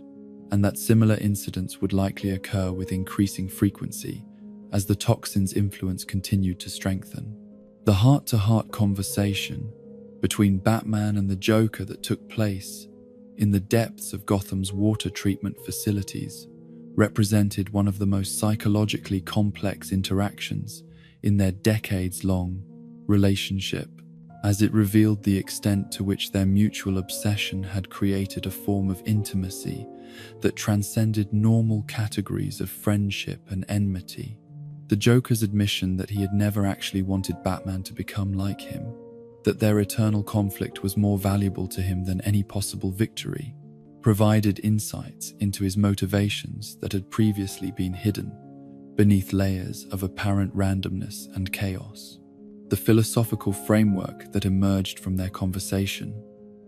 suggested that their relationship had evolved beyond simple opposition between order and chaos into something approaching a form of cosmic balance, where each participant served as a check against the other's potential excesses, while also providing the existential meaning that made their individual existence worthwhile. The Joker's recognition that Batman's transformation into the Batman who laughs would represent not victory, but rather the destruction of everything that had made their conflict meaningful, demonstrated a level of self-awareness that was rarely visible beneath his facade of madness and unpredictability. Batman's request that the Joker serve as a failsafe against his complete transformation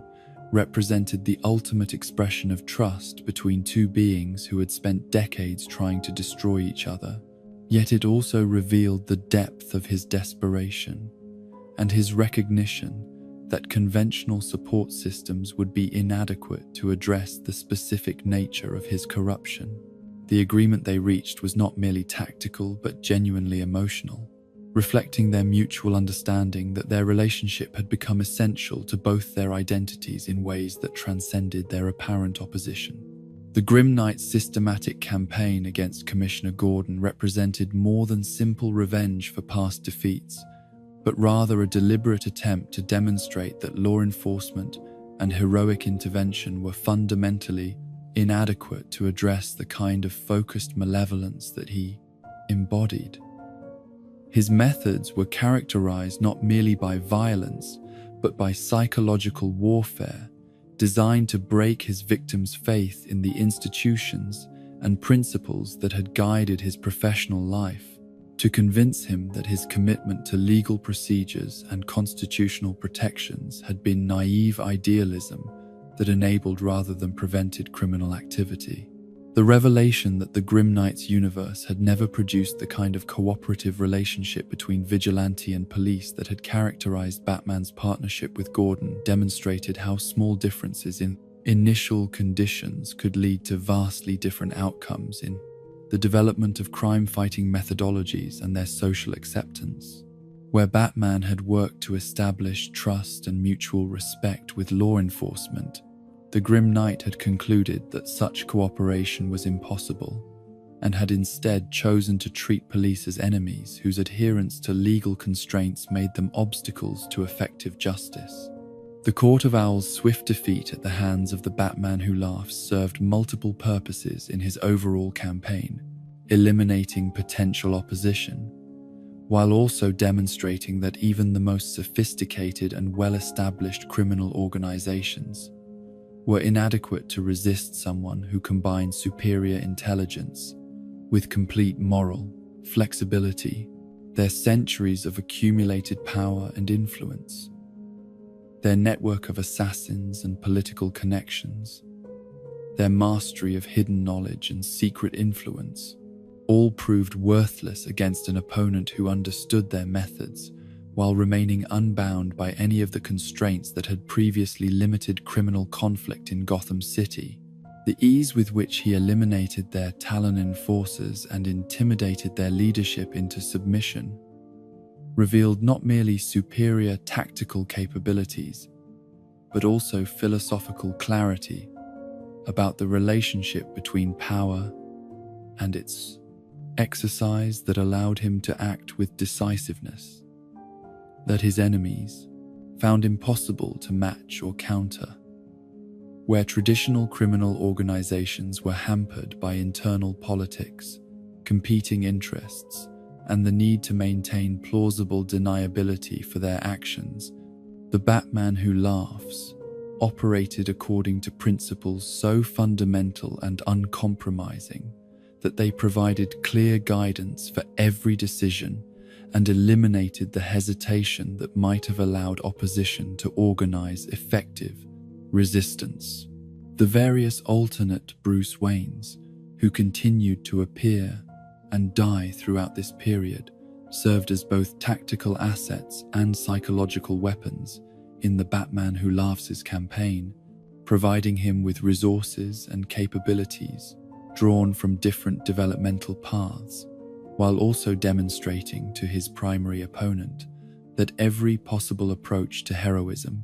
ultimately led to the same destination of failure and corruption. Each death was carefully orchestrated to maximize its symbolic impact while also eliminating specific threats to his plans, creating a pattern of elimination that was both practically effective and philosophically coherent. The mayor, Bruce Wayne, who had chosen political engagement over vigilante activity, represented the path of working within existing systems to address social problems through legal and democratic means. Yet his murder demonstrated that such approaches were ultimately inadequate when confronted with enemies who operated outside all conventional constraints and moral limitations. The corporate Bruce Wayne, who had focused on using his wealth and influence to address the economic roots of crime, had achieved significant measurable improvements in social conditions. Yet he too had proven vulnerable to focused malevolence that transcended normal criminal motivation and methodology.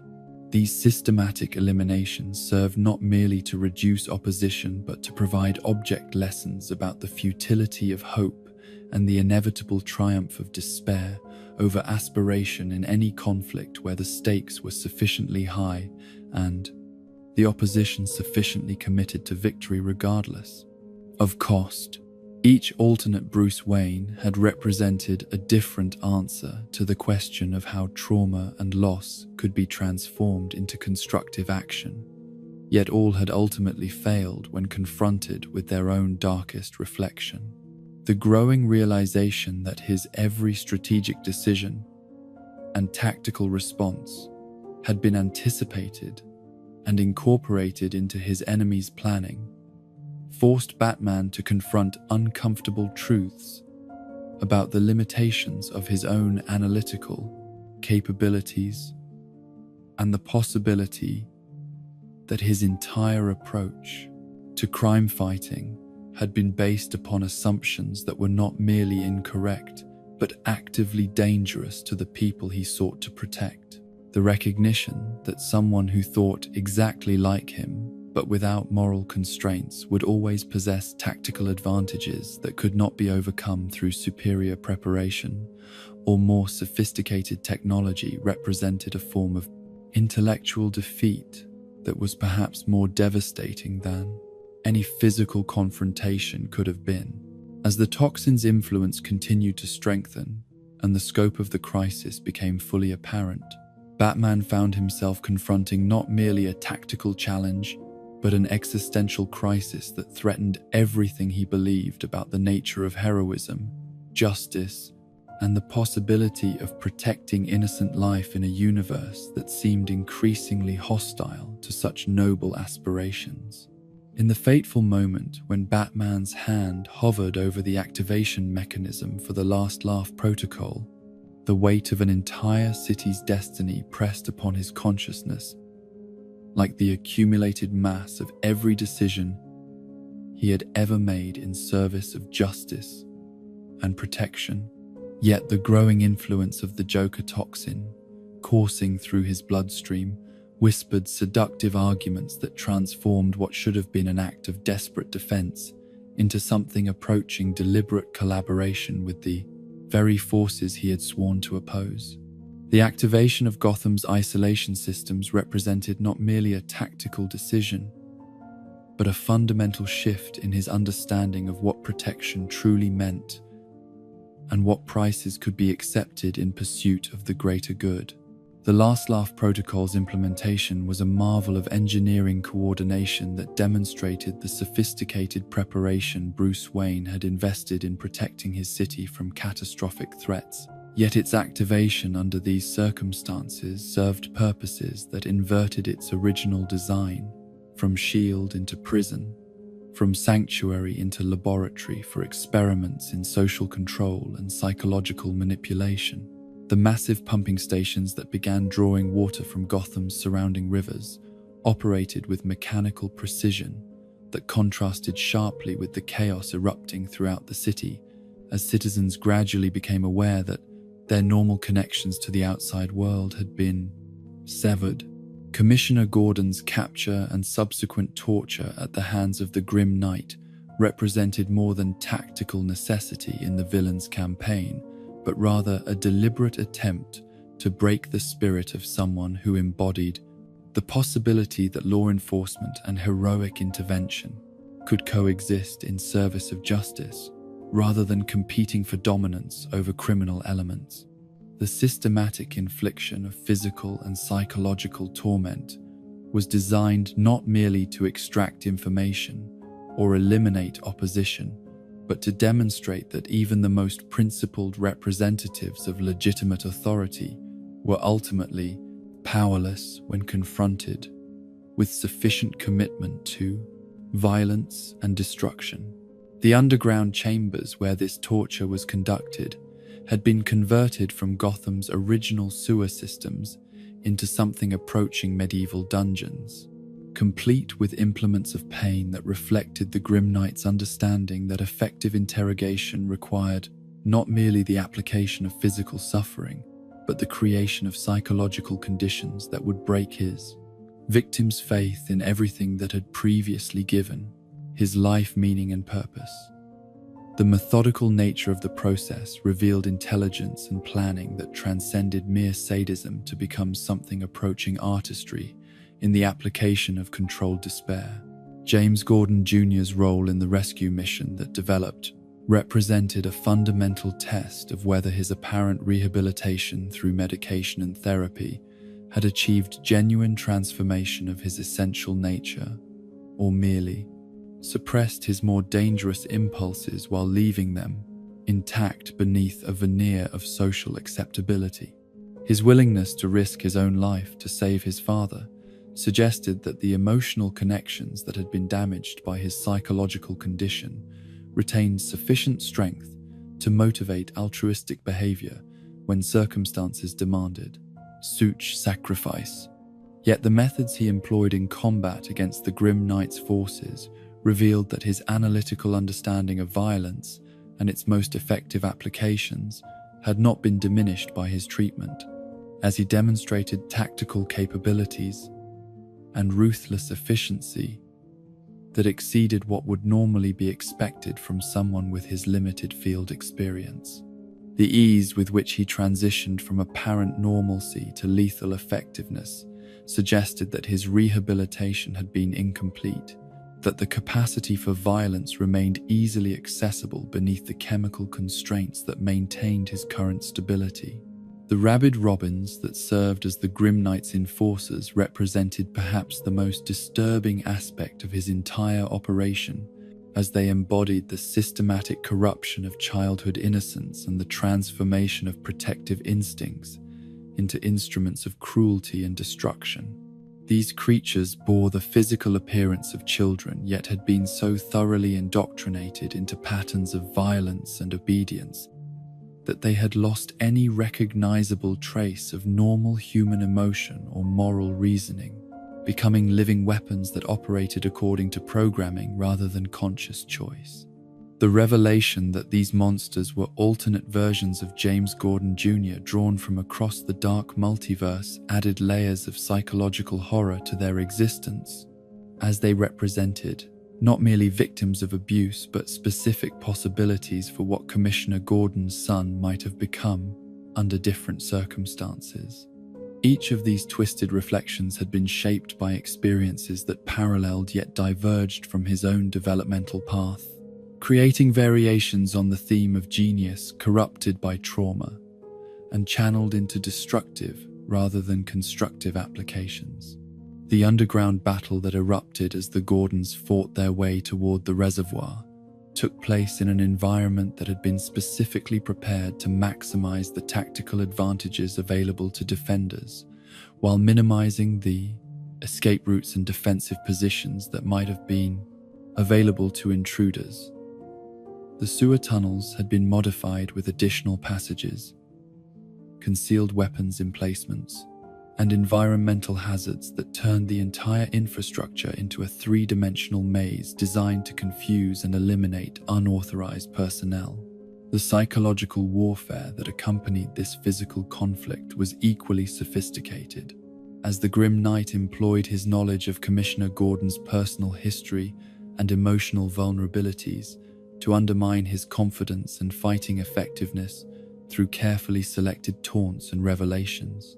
The suggestion that Gordon had failed as a father,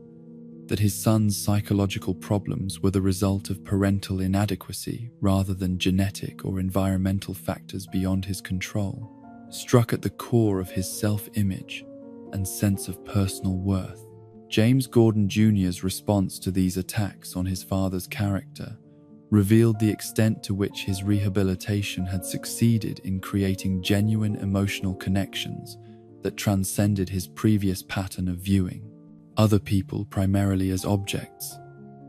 to be manipulated rather than individuals deserving of respect and consideration. His willingness to defend his father, not merely through physical violence,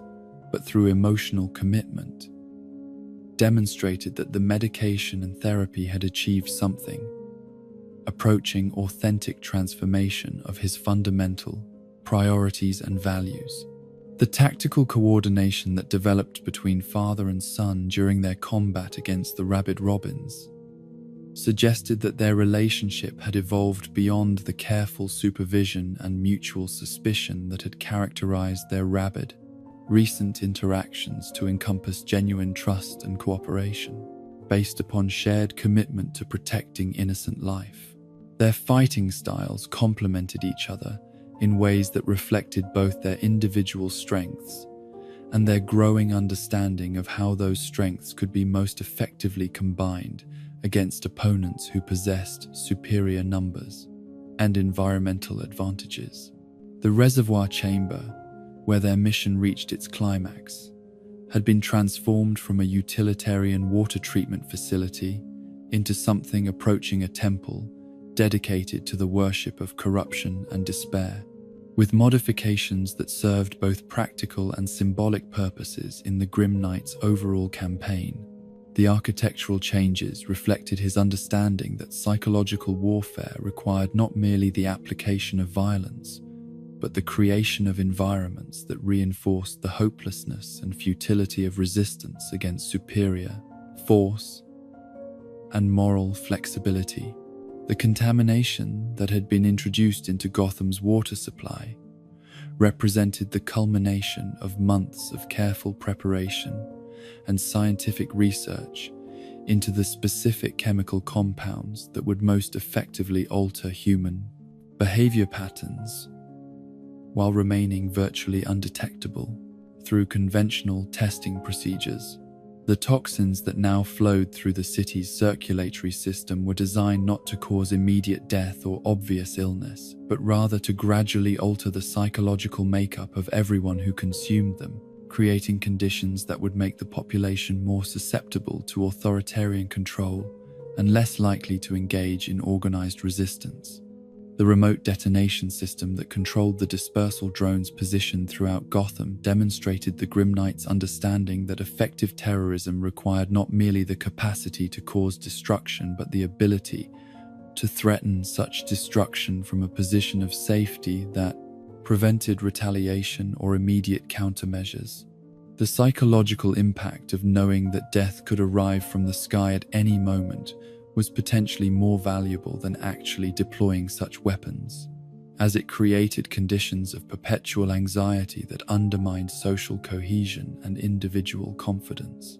Commissioner Gordon's exposure to the contaminated water during his torture and subsequent rescue attempts represented more than mere physical contact with dangerous chemicals, but rather a form of involuntary participation in the commerce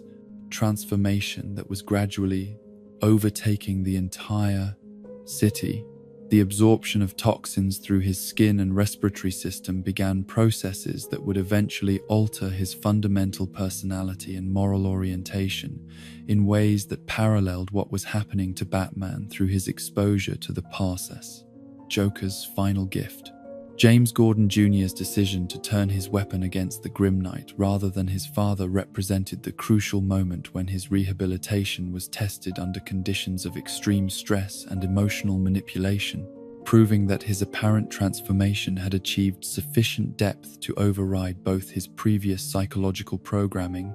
and the immediate tactical advantages that patricide might have provided.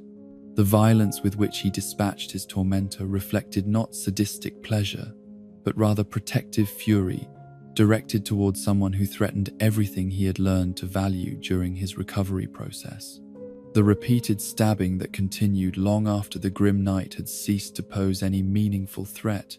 revealed that James Gordon Jr.'s capacity for violence remained intact despite his medication and therapy, suggesting that his transformation had been more about redirection than elimination of his dangerous impulses. His father's intervention to stop the attack demonstrated understanding that complete victory over one enemy was less important than preventing the regression of his son into patterns of behavior that had previously made him a threat to innocent life. The successful deactivation of the drone dispersal system represented a tactical victory that prevented the immediate poisoning of Gotham's civilian population, yet it also highlighted how close the entire operation had come to succeeding, and how inadequate conventional law enforcement methods would have been against opponents who possessed superior technology, planning, and commitment to their destructive goals. The margin of error that separated success from catastrophic failure was measured in seconds rather than minutes, suggesting that similar threats in the future might not be prevented through the combination of luck and heroism that had saved the city on this occasion. The psychological aftermath of their successful mission was complicated by the recognition that their victory had been incomplete, that the fundamental threat posed by the Batman who laughs remained unaddressed, and that the various contaminations and corruptions that had been introduced into Gotham's systems would continue to spread and cause damage, even after the immediate crisis had been resolved. Commissioner Gordon's exposure to the reservoir toxins meant that he would gradually transform into something resembling the enemy they had just defeated, creating new challenges that would require different approaches and solutions. The bond that had been forged between father and son during their shared ordeal represented genuine progress in healing relationships that had been damaged by years of suspicion and disappointed expectations. Yet it also demonstrated how extreme circumstances could create temporary cooperation that might not survive the return to normal conditions where underlying psychological differences would reassert themselves. The question of whether James Gordon Jr.'s apparent rehabilitation would prove durable under less dramatic circumstances remained open, as did the broader question of whether such transformations were genuinely possible or merely temporary suppression of unchangeable essential characteristics. The knowledge that they had succeeded in preventing immediate catastrophe while failing to address its underlying causes created a complex emotional response that combined satisfaction with realistic assessment of the challenges that lay ahead, reflecting the mature understanding that heroism rarely achieved complete and permanent solutions to the problems it confronted, but rather bought time and opportunity for more comprehensive approaches to be developed and implemented. The victory was meaningful but limited, significant but incomplete, a testament to both the possibilities and the limitations of individual courage and determination when confronted with threats that transcended normal categories of criminal behavior and social dysfunction. As the immediate crisis reached its conclusion and the scope of remaining challenges became apparent, Both men found themselves confronting not merely the practical questions of how to address ongoing contamination and corruption, but also the deeper philosophical issues about the nature of justice,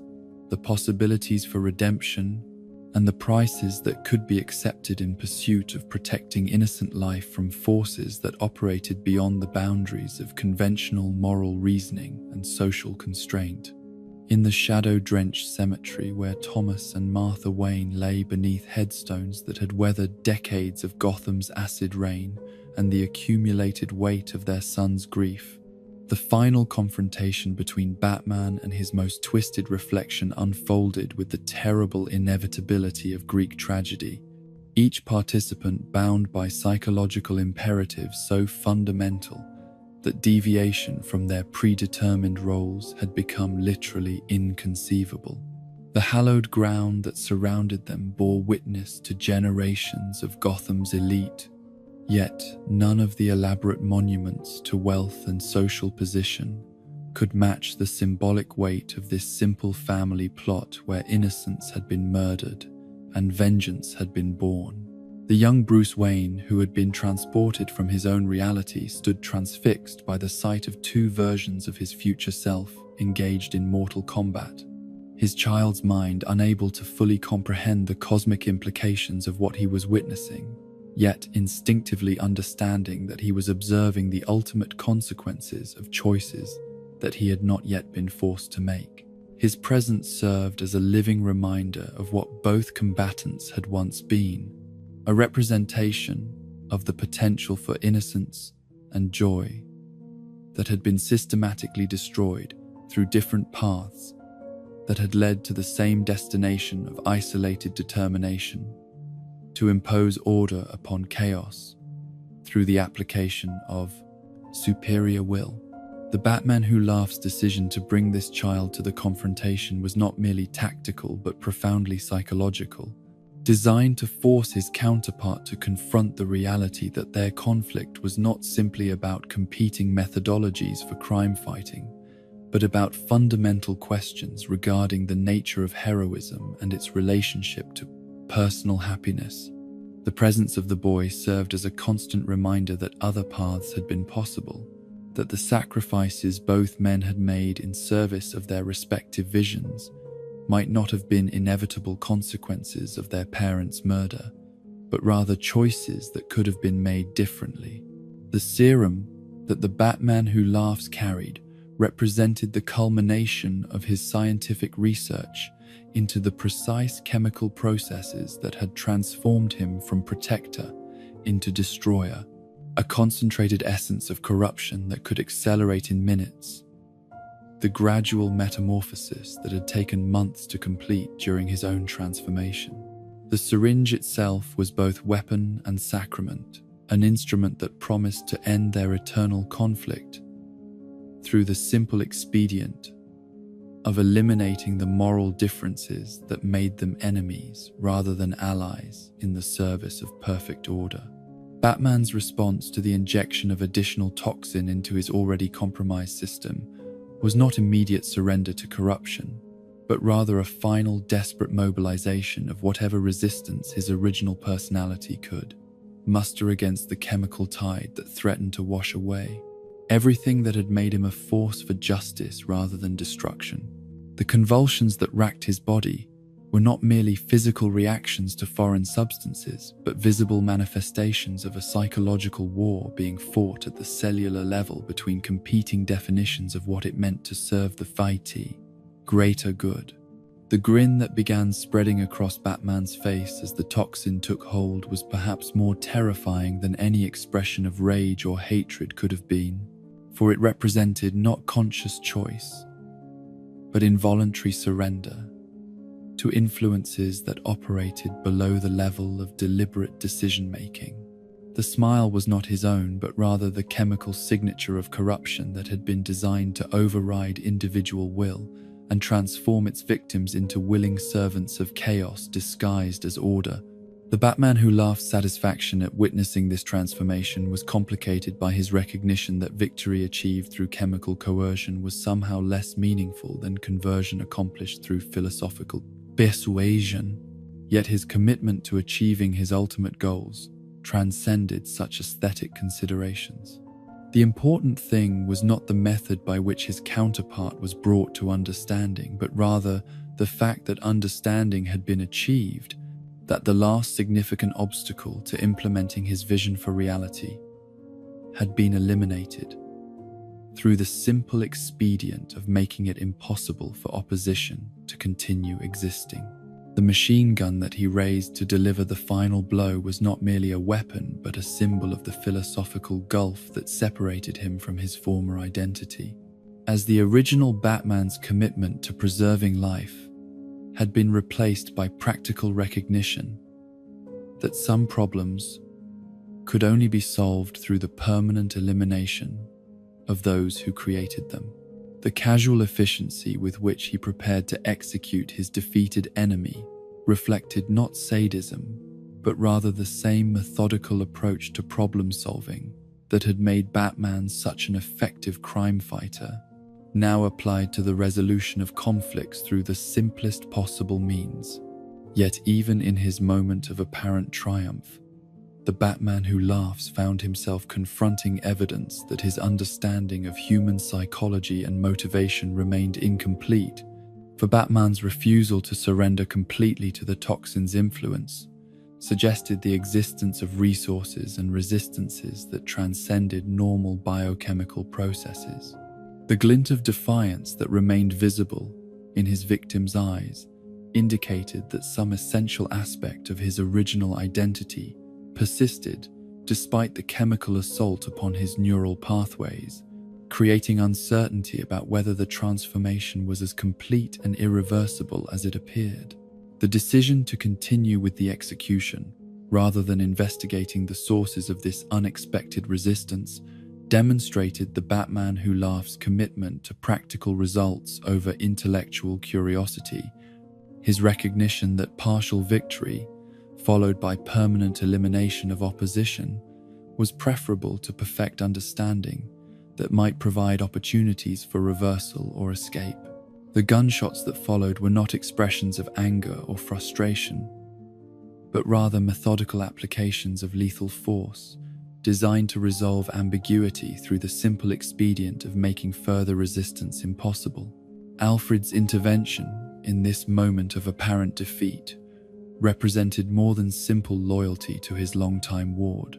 but rather the embodiment of principles that transcended individual relationships to encompass broader questions about the nature of service and the obligations that civilized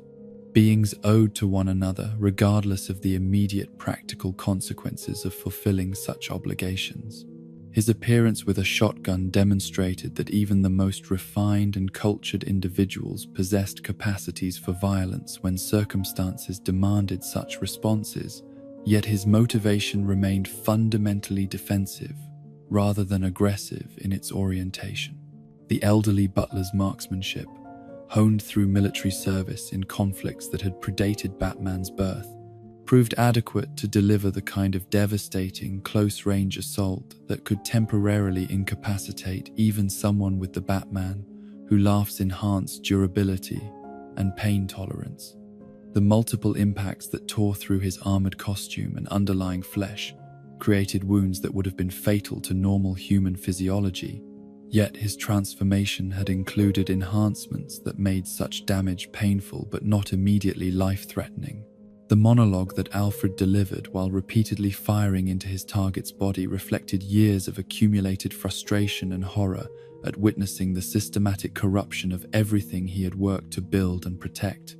Yet it also demonstrated his understanding that this enemy represented not external threat, but rather the darkest possibilities inherent within the very person he had devoted his life to serving. The command to return to the hell from which he had emerged was not merely an expression of anger, but a statement of philosophical position regarding the fundamental incompatibility between creation and destruction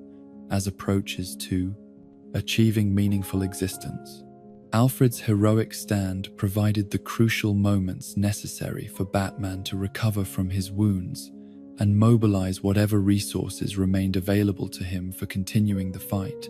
Yet it also exposed the elderly man to retaliation from an opponent whose capacity for cruelty had been demonstrated repeatedly throughout their conflict. The boot that connected with Alfred's skull represented not merely tactical necessity but deliberate punishment for his interference in what the Batman Who Laughs viewed as a private matter between versions of the same individual. Batman's return to consciousness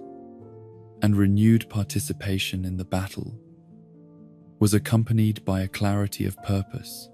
that suggested the additional toxin,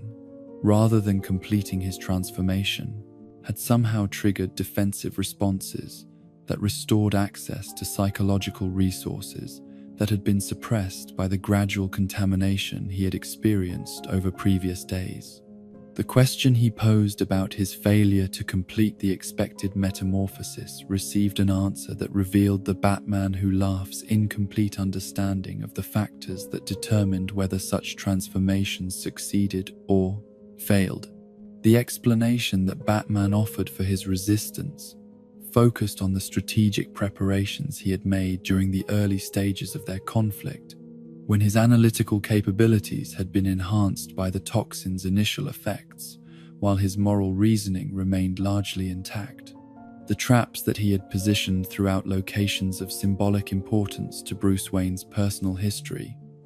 represented not merely tactical advantages, but psychological insights into the predictable behavior patterns of someone who shared his memories, experiences,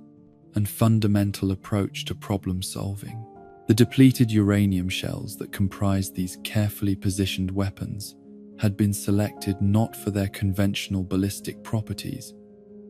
but for their capacity to penetrate the exotic materials that comprised the Batman Who Laughs' protective equipment, while delivering electrical charges powerful enough to disrupt the neural pathways through which his enhanced capabilities operated. The engineering challenges involved in creating such specialized ammunition had required resources and expertise that exceeded what was normally available to private individuals. Yet Batman's connections within the scientific and military communities had provided access to materials and knowledge that made such innovations possible. Crime Alley, the Batcave, Wayne Manor, and the family cemetery represented the 4 locations where Bruce Wayne's psychological development had been most profoundly shaped, making them the most likely destinations for someone whose thought processes paralleled his own yet had been inverted through chemical corruption. The Batman Who Laughs' presence at each of these sites had triggered automated defense systems that had been designed specifically to exploit the tactical vulnerabilities that would be possessed by someone who combined Batman's knowledge with the Joker's lack of moral constraint. The electric shock that coursed through the Batman Who Laughs' body as the harpoons made contact was calibrated to disrupt the specific neural pathways that had been altered during his transformation, temporarily reverting his brain chemistry towards something approximating its original configuration.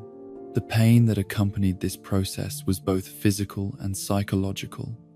as he found himself momentarily experiencing empathy, regret, and other emotions that his corruption had eliminated,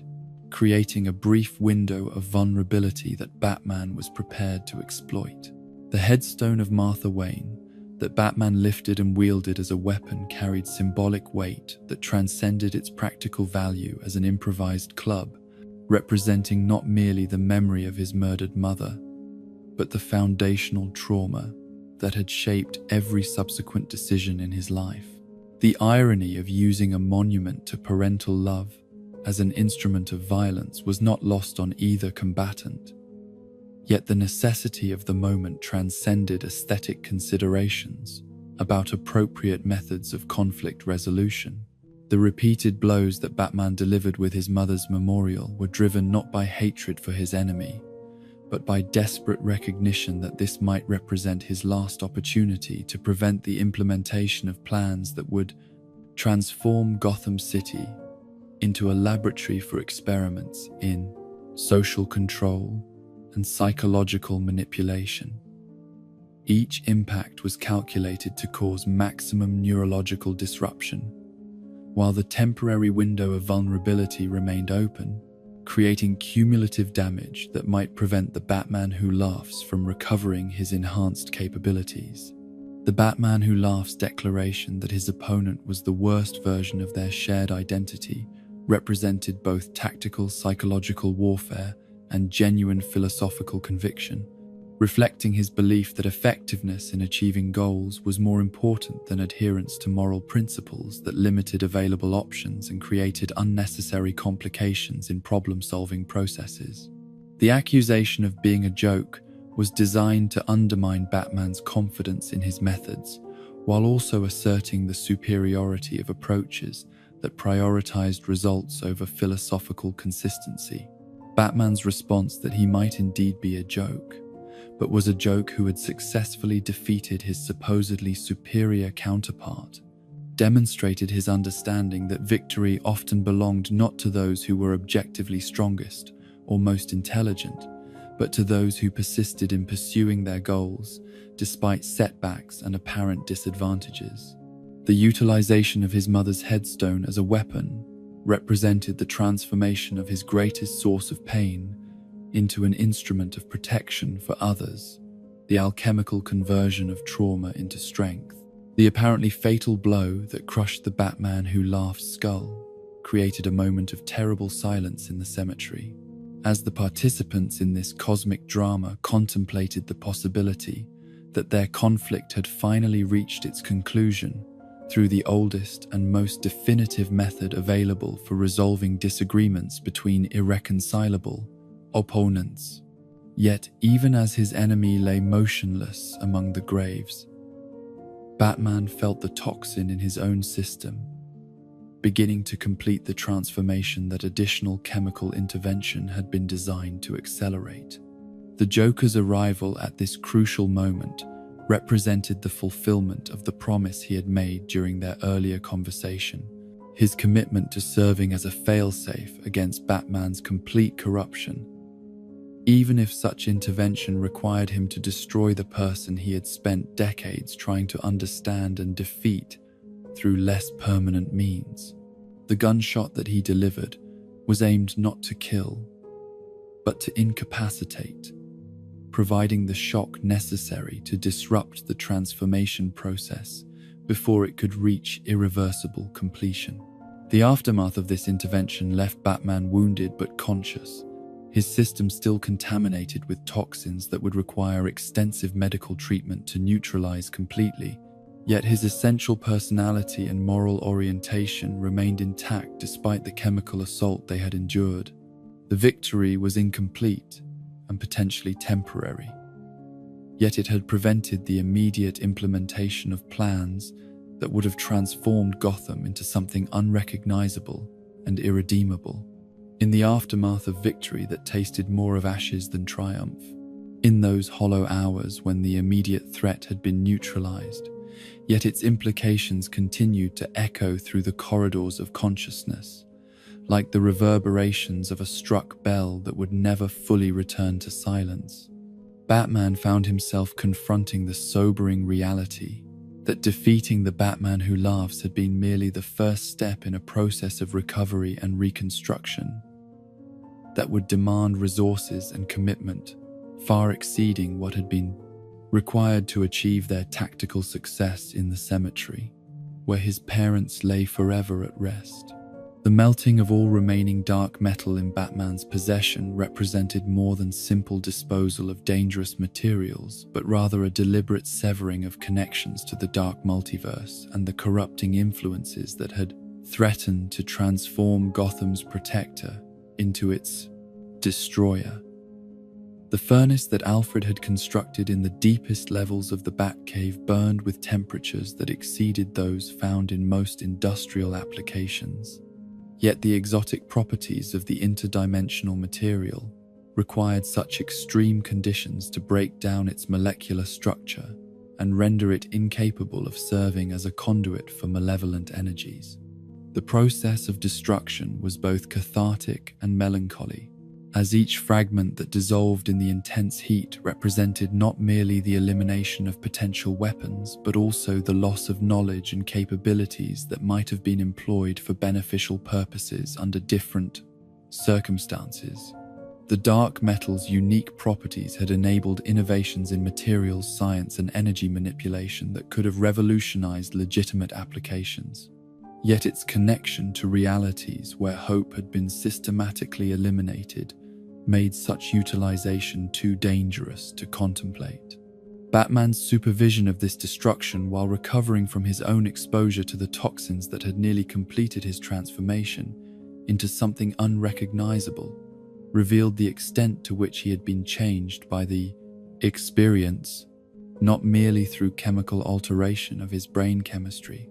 but through psychological confrontation with possibilities that he had never previously been forced to acknowledge. The knowledge that heroism could be corrupted so completely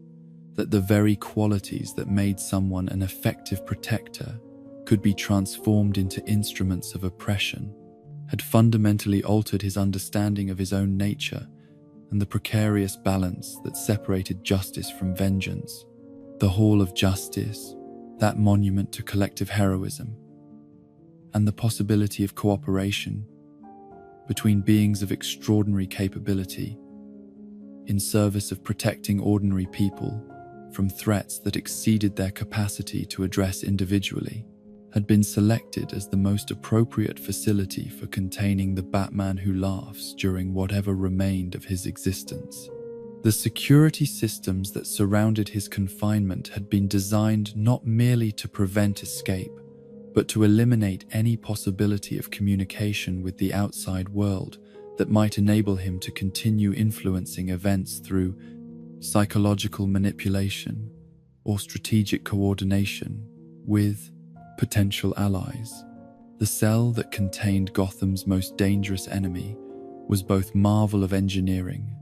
and philosophical statement about the nature of justice and its relationship to mercy, as it provided for his basic biological needs, while ensuring that he remained completely isolated from any stimuli that might enable him to derive satisfaction from his continued existence. The sensory deprivation that characterized his confinement was neither torture nor punishment,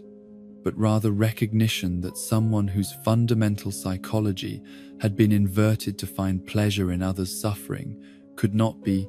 permitted any form of engagement with the world beyond his immediate physical surroundings. The ethical complexities of maintaining such a prisoner created ongoing debates among the Justice League's membership about the moral implications of indefinite confinement without possibility of trial or rehabilitation. Yet the unique nature of his condition made conventional approaches to criminal justice inadequate to address the threat he represented. His intelligence remained intact despite his corruption. His knowledge of heroic psychology and tactics could enable future threats to overcome defenses that had previously proven effective, and his very existence served as proof that the most committed champions of justice could be transformed into their opposite under sufficiently extreme circumstances. Commissioner Gordon's reunion with his son in the aftermath of their shared ordeal was characterized by cautious optimism, tempered by realistic assessment of the challenges that remained to be addressed, as both men recognized that their cooperation under extreme circumstances did not automatically resolve the fundamental psychological and legal issues that had previously complicated their relationship. James Gordon Jr.'s apparent heroism during the crisis had demonstrated genuine progress in his rehabilitation, yet the violence with which he had dispatched the grim Knight suggested that his capacity for lethal action remained easily accessible when circumstances seemed to justify such responses. The medication regimen that had enabled their collaboration would require ongoing adjustment and monitoring to maintain its effectiveness while minimizing the side effects that had previously limited his quality of life and social integration. Yet the success of the treatment program offered hope that similar interventions might prove effective with other individuals whose psychological conditions made them dangerous to society. The precedent established by his conditional release and subsequent heroic actions could influence policy decisions regarding the treatment and management of criminals, whose behavior was primarily attributable to mental illness rather than moral failure. The subtle contamination that Commissioner Gordon had absorbed during his exposure to the poisoned water in the reservoir represented a delayed action threat that would require careful monitoring and potential intervention to prevent his gradual transformation into something resembling the enemies they had defeated. The toxins that had entered his system through skin contact and respiratory exposure were designed to work slowly and imperceptibly, altering personality and moral reasoning through processes that would be difficult to detect until the changes had become irreversible. The medical analysis that Alfred conducted revealed trace amounts of chemical compounds that had been specifically engineered to target the neural pathways associated with empathy and moral reasoning while leaving other cognitive functions intact, creating the possibility that Gordon might gradually lose his commitment to constitutional protections and legal procedures without losing his effectiveness as a law enforcement officer. The insidious nature of this contamination lay in its subtlety, as the changes it produced would appear to be natural evolution in response to the challenges of modern policing rather than artificial alteration imposed by external forces. The development of countermeasures to neutralize these toxins before they could achieve irreversible effects required research into biochemical processes that operated at the intersection of neurology and psychology, demanding expertise that exceeded what was available through conventional medical channels. The experimental treatments that were developed drew upon knowledge gained from Batman's own recovery process. Yet the differences in exposure levels and individual physiology meant that approaches that had proven effective in one case might not translate directly to another situation. The child, Bruce Wayne, who had been transported from his alternate reality, posed unique challenges regarding his placement and future development, as he could not be returned to his own dimension without risking exposure to whatever forces had enabled the Batman who laughs to access and manipulate interdimensional travel. His continued presence in a reality where his adult counterpart had nearly succumbed to complete moral corruption created psychological complexities that required careful management to prevent the kind of trauma that might set him on a complete path toward becoming another version of the enemy they had defeated. The foster care arrangements that were established for his protection involved individuals who had been carefully screened, not merely for their ability to provide stable and nurturing environments, but also for their understanding of the calms,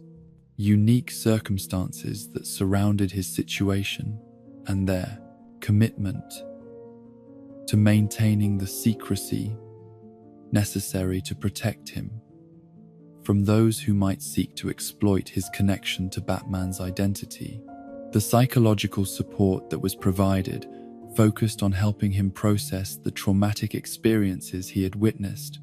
while preserving his essential optimism and trust in the possibility that adults could be relied upon to protect rather than exploit those dependent upon their care. The education and socialization that were planned for his development were designed to provide him with normal childhood experiences, while also preparing him for the possibility that his unique origins might eventually require him to make choices about how his abilities and knowledge could best be employed in service of protecting others. The goal was not to replicate Batman's path or prevent him from following it, but rather to ensure that whatever choices he ultimately made would be based upon healthy psychological development rather than trauma-driven compulsion. The systematic review of Gotham's infrastructure and security systems that followed the crisis revealed vulnerabilities that extended far beyond the the specific threats that had been exploited by the Batman Who Laughs and his allies, encompassing broader questions about the relationship between urban planning and public safety that had implications for cities throughout the world. The modifications that were implemented addressed not merely the technical aspects of preventing similar attacks, but also the social and economic factors that created conditions where such elaborate criminal schemes could be planned and executed without detection. The integration of new monitoring systems with existing law enforcement and emergency response protocols required careful balancing between the legitimate needs of public safety and the constitutional protections that prevented excessive surveillance and intrusion into private life. The technologies that had been developed during the crisis offered unprecedented capabilities for detecting and preventing threats before they could be implemented. Yet their deployment raised questions about the acceptable limits of government authority and the prices that could be paid in pursuit of security. The training programs that were established for police and emergency response personnel incorporated lessons learned from their encounters with enemies whose capabilities exceeded normal criminal behavior, providing them with tools and techniques that might prove effective against future threats of similar sophistication and scope. The emphasis was placed not merely on tactical responses, but on psychological preparation for confronting opponents whose actions challenged basic assumptions about human nature and moral reasoning. The research initiatives that were launched to study the long-term effects of exposure to dark multiverse energies and related exotic substances represented collaboration between scientific institutions, government agencies, and private organizations that had never previously worked together on such comprehensive scales. The data collected during the crisis provided unprecedented insights into the relationship between consciousness and reality, the malleability of moral reasoning under chemical influence, and the factors that determined whether individuals retained their essential identity when confronted with systematic attempts at psychological transformation. The philosophical implications of these discoveries extended beyond immediate practical applications to encompass fundamental questions about the nature of free will, moral responsibility, and the relationship between individual choice and environmental influence that had relevance for legal systems, educational approaches, and social policies worldwide. The evidence that personality and moral orientation could be altered through chemical intervention while leaving intelligence and memory intact challenged traditional assumptions about criminal justice and rehabilitation that would require years of careful consideration to fully address. The diplomatic efforts that were necessary to explain the crisis and its resolution to international partners and oversight organizations required delicate handling of information that could not be fully disclosed without revealing secrets that would compromise ongoing security operations. The official reports that were filed described the events in terms that emphasized conventional criminal activity and law enforcement response while omitting references to interdimensional travel, alternate realities, and other phenomena that would have strained credibility beyond acceptable limits. The economic impact of the crisis, including the destruction of Wayne Tower and the costs associated with infrastructure repairs and security upgrades, was absorbed through insurance settlements and corporate restructuring that minimized the burden on taxpayers, while demonstrating Bruce Wayne's continued commitment to protecting Gotham through both his public and private personas. The reconstruction efforts were designed to improve upon what had been destroyed, incorporating lessons learned and new technologies that would enhance the city's resilience against future threats. As the immediate aftermath of the crisis transitioned into the longer-term process of recovery and prevention, all participants found themselves changed by their experiences in ways that would continue to influence their decisions and relationships for years to come, carrying with them the knowledge that the line between heroism and its corruption was thinner than they had ever imagined. yet also the conviction that such knowledge made their commitment to protecting innocent life more rather than less important. In the aftermath of confronting his darkest reflection and emerging victorious yet forever changed by the experience, Batman found himself compelled to engage in the kind of profound philosophical examination that rarely accompanied tactical victories, for the defeat of the Batman who laughs had resolved the immediate crisis while simultaneously revealing truths about the nature of heroism that challenged every assumption upon which he had built his life's work and identity as Gotham's protector. The questions that emerged from this cosmic conflict extended far beyond the practical concerns of preventing similar threats to encompass fundamental issues about the relationship between power and responsibility, the sources of moral authority, and the psychological mechanisms that determined whether extraordinary capability would be employed in service of creation or destruction. The Batman who laughs represented more than simply another criminal mastermind, or even another version of himself, corrupted by extraordinary circumstances,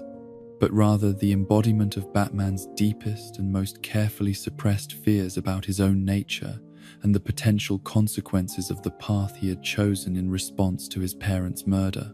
The existence of such a creature proved that heroism was not an inevitable outcome of trauma channeled through superior intellect and physical capability,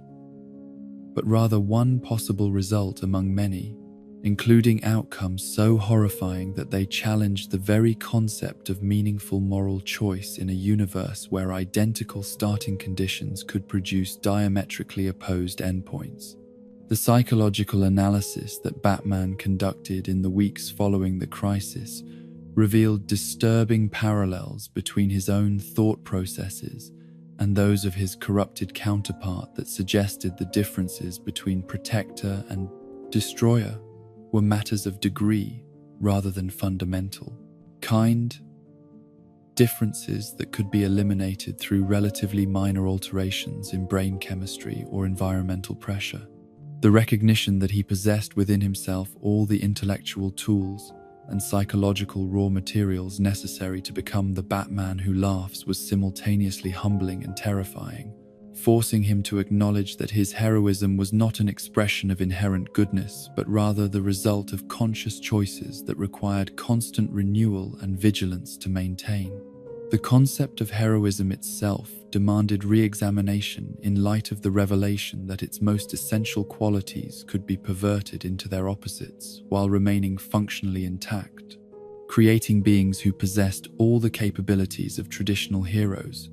while employing them in service of goals that negated everything heroism claimed to represent. The Batman who laughs had retained Batman's intelligence, determination, tactical brilliance, and commitment to achieving his objectives. Yet these qualities had been redirected toward purposes that transformed protection into oppression, justice into vengeance, and hope into despair through systematic application of superior capability. The implications of this transformation extended beyond individual psychology to encompass broader questions about the nature of moral authority and the legitimacy of extraordinary individuals imposing their will upon society, regardless of their stated intentions or apparent results. If someone with Batman's capabilities could be corrupted so completely while retaining full access to his intellectual and physical resources, then what safeguards existed to prevent other heroes from following similar paths? And what mechanisms could ordinary citizens employ to protect themselves from protectors who had decided that protection required the elimination of choice, dissent, or alternative approaches to social organization? The symbiotic relationship between Batman and the Joker that had been revealed through their final collaboration in preventing Batman's complete transformation provided insights into the psychological dynamics that had sustained their conflict for decades while preventing either participant from achieving definitive victory over the other. The recognition that their opposition had evolved into a form of mutual dependence that transcended simple categories of heroism and villainy suggested that their eternal struggle served functions for both participants that went far beyond their stated goals of justice and chaos, respectively. The Joker's role as the unwitting guardian against Batman's potential corruption revealed psychological wisdom that operated below the level of conscious planning or deliberate strategy, as his instinctive understanding of what would preserve the meaning of their conflict had led him to actions that protected both their individual identities and the broader concept of moral choice that their opposition represented. His willingness to sacrifice his own life to prevent Batman's transformation into something that would make their relationship meaningless demonstrated commitment to principles that transcended his apparent dedication to chaos and destruction.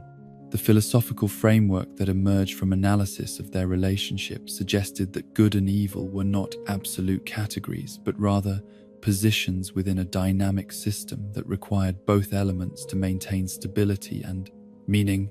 That heroism derived its significance not from its opposition to abstract concepts, but from its resistance to specific manifestations of destructive impulse, and that the elimination of either component would result in the collapse of the entire moral structure that gave meaning to conscious choice and individual responsibility. Commissioner Gordon's gradual transformation under the influence of the reservoir toxins provided a case study in how moral corruption could occur through imperceptible stages that bypassed conscious resistance, while systematically undermining the psychological foundations that supported ethical behavior and constitutional restraint. The changes in his personality and decision-making processes were so subtle that they could easily be attributed to natural responses to increased job stress and social complexity, rather than artificial alteration imposed by external forces, making detection and intervention extremely difficult even for trained observers. The insidious nature of this contamination lay not in its obvious effects, but in its preservation of the victim's essential personality and professional competence, while gradually eroding the moral constraints that prevented the abuse of legitimate authority for personal or ideological purposes. Gordon's continued effectiveness as a police officer made his transformation more rather than less dangerous, as his expertise and institutional position provided him with opportunities to implement changes in policy and procedure that would have far-reaching consequences for civil liberties and constitutional protections. The medical research that was conducted to understand and potentially reverse these effects revealed the sophisticated understanding of neuroscience and behavioral psychology that had been employed in designing the toxins, suggesting either collaboration with unknown scientific experts or access to research data that was not available through conventional academic or governmental sources. The precision with which the chemical compounds targeted specific neural pathways while leaving others intact indicated design principles that represented significant advances in the field of neurochemical manipulation. The child Bruce Wayne's presence in their reality served as both hope and warning about the possibilities for different developmental outcomes when identical genetic potential was exposed to different environmental influences and psychological support systems.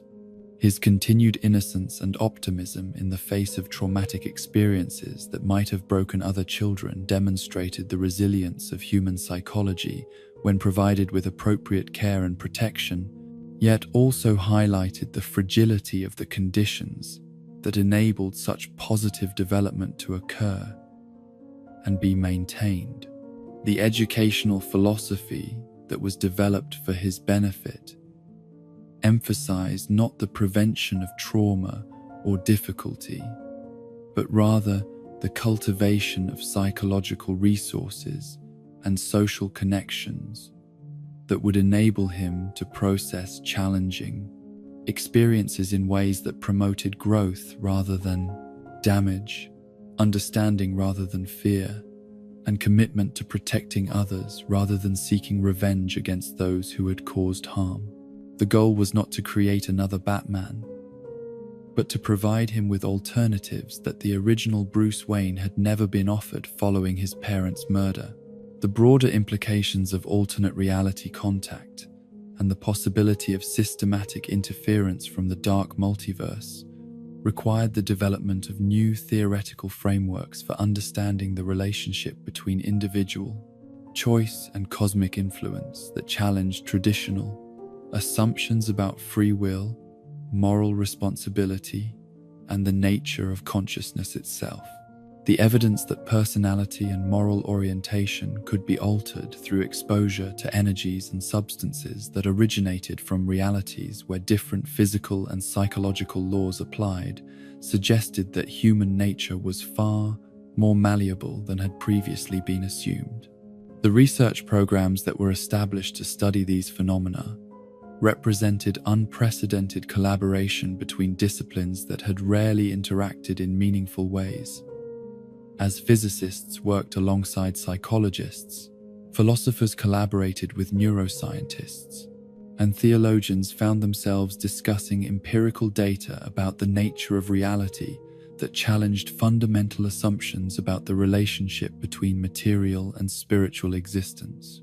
The discoveries that emerged from these investigations had implications for every field of human knowledge and every aspect of social organization. The question of whether consciousness was a localized phenomenon that existed within individual brains, or a universal property that could be influenced by conditions existing in parallel realities, required re-examination of basic assumptions about the nature of identity, responsibility, and the sources of moral authority that had guided legal systems and social institutions for centuries. If external forces could alter personality and moral reasoning while leaving intelligence and memory intact, then traditional approaches to criminal justice and rehabilitation would require fundamental revision to account for factors that had never previously been considered relevant. The technological innovations that had been developed during the crisis offered unprecedented capabilities for monitoring and potentially preventing various forms of psychological manipulation and chemical contamination. Yet their implementation raised serious questions about the acceptable limits of surveillance and the relationship between security and privacy that would require careful balancing of competing interests and values. The capacity to detect alterations in personality and moral reasoning could be employed for beneficial purposes of early intervention and treatment, but it could equally well serve authoritarian goals of identifying and eliminating dissent before it could organize effective resistance. The international implications of these discoveries and the need to share certain information while maintaining operational security created diplomatic challenges that required delicate negotiation between transparency and secrecy, cooperation and national interest, scientific advancement and strategic advantage. The knowledge that reality was far more complex and dangerous than had previously been understood could not be kept completely secret, yet full disclosure would create panic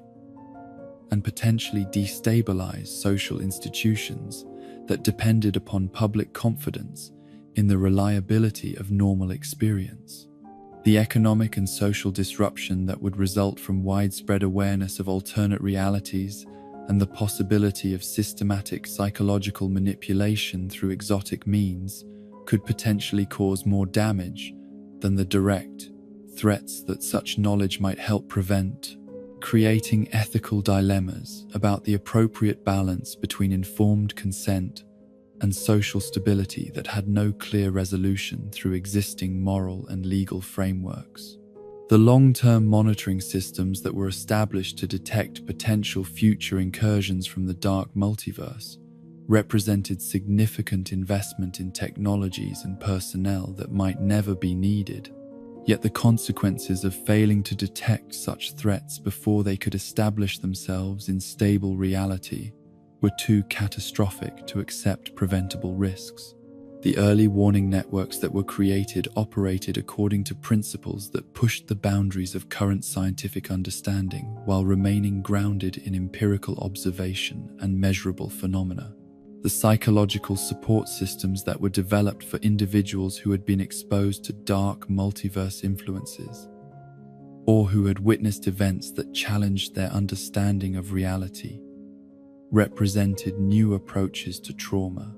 counseling, and identity reconstruction that acknowledged the unique challenges posed by experiences that could not be easily integrated into normal conceptual frameworks or shared with others who lacked similar exposure to extraordinary circumstances. As Batman reflected upon the lessons that could be drawn from his confrontation with his darkest reflection, he found himself grappling with questions that had no easy answers, yet demanded responses that would shape not only his own future choices, but the broader relationship between heroism and society, between individual capability and collective welfare, between the preservation of existing order and the pursuit of necessary change. The knowledge that he carried within himself the potential for both ultimate heroism and ultimate corruption was neither paralyzing nor liberating, but rather sobering, a constant reminder that moral choice was not a single decision,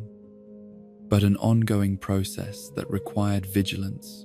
humility, and commitment to principles that transcended immediate tactical considerations or personal desires.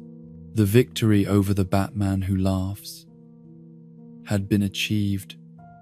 not through superior force or cleverness, but through the recognition that some battles could only be won by accepting help from unexpected sources, by acknowledging limitations and vulnerabilities that had previously been denied or hidden, and by understanding that true strength lay not in independence, but in the capacity to maintain meaningful connections with others, even when such connections created additional responsibilities and potential sources of pain. And so concludes this darkest chapter in the Chronicles of the Dark Knight,